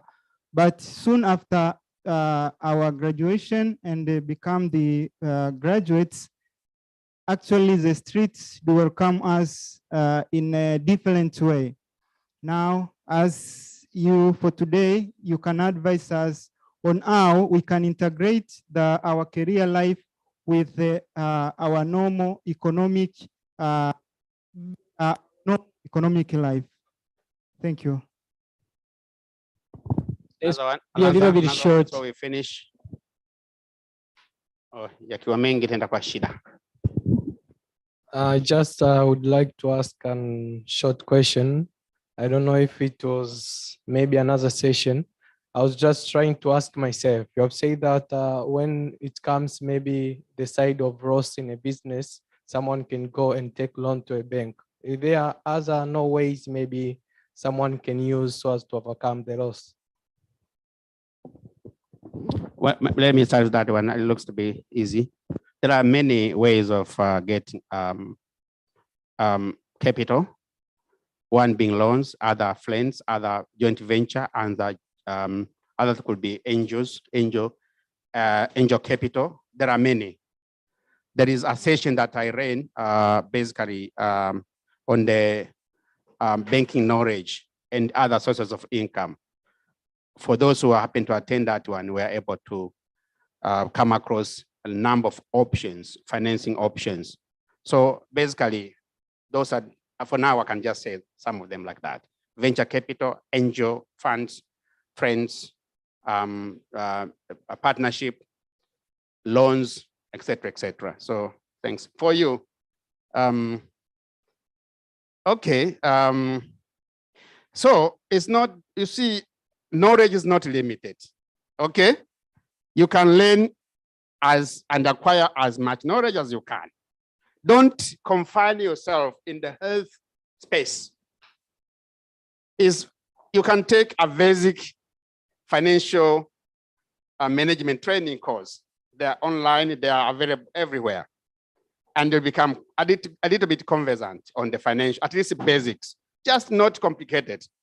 And again, there are so many has been spoken by my colleagues, Ms. Maleko and the other one from Yepaigo, I think, about how you can change your life. There are so many things that have been spoken about it, but on the financials per se, when you start having your own enterprise, just go back to this knowledge.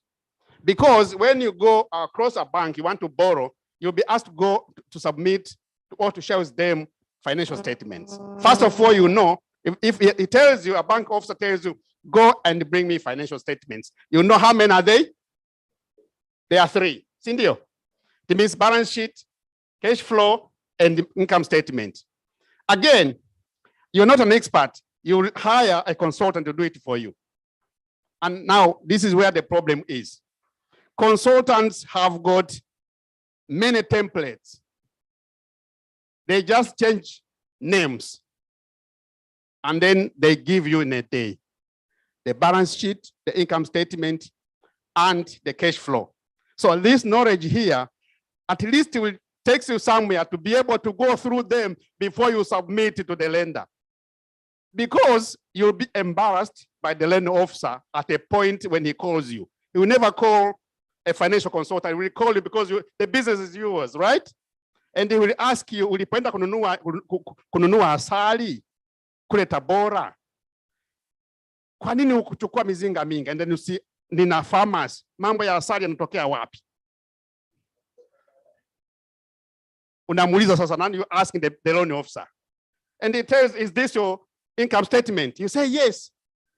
Are you a Dorica farmers? Yes. But in one of your income stream is the honey business or the bricks making business. And iko Bunju. Unamshangaa na anakushangaa.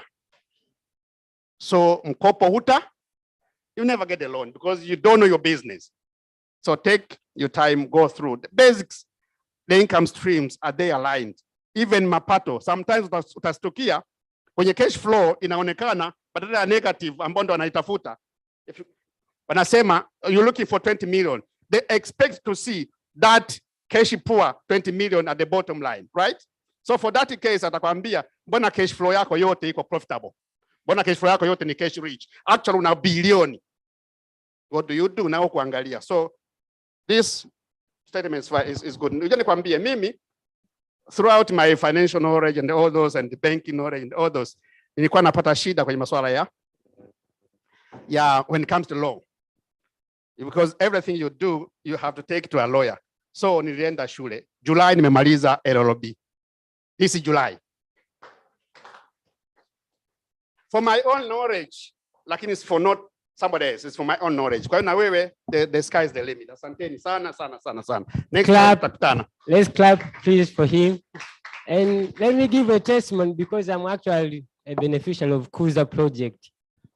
They're actually training us. We've been attending visual training from them, and we've been registering to attend and be trained by him and Brother Fan. I think he just came in and got out. There's this knowledge. I think we are all aspirants of having a lot of money. The biggest challenge that we are having is managing what we have right now. And I want to give you this challenge. If today you have 10,000, start with that one as your cash flow management. What I did, I'm telling you this the truth. I just graduated and started receiving this training, I think this year. What I started with was recording my daily expenses. Even if I bought a PIP, iVol, I could show you my phone today here. My September expenses could show you what I recorded, everything. Like today I went from Mikochen to where, how much did I use? At the end, during evening, what I do is I had 10,000 in the morning. What did I come with at this evening? I have 1,000. So tomorrow I have 1,000 to go with out. It's true. I could show you my September. It's here. Managing that one has actually given me a discipline. True. I just want you to do that exercise and create that financial discipline in you, and you will see a lot of money just coming in and getting out without yourself knowing. Welcome, madam. Let's continue.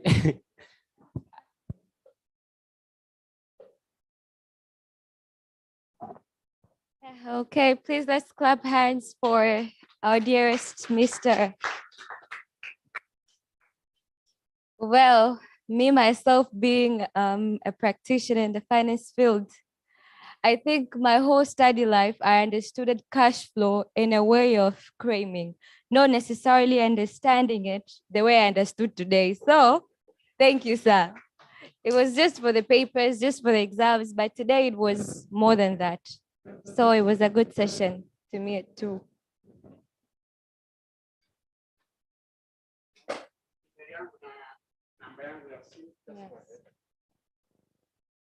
Yes, so we are at the end of our session, and I would like to welcome Madam Pili so that she could give her closing remarks before we go for lunch.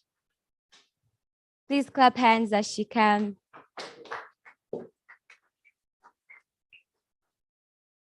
Hi, everyone.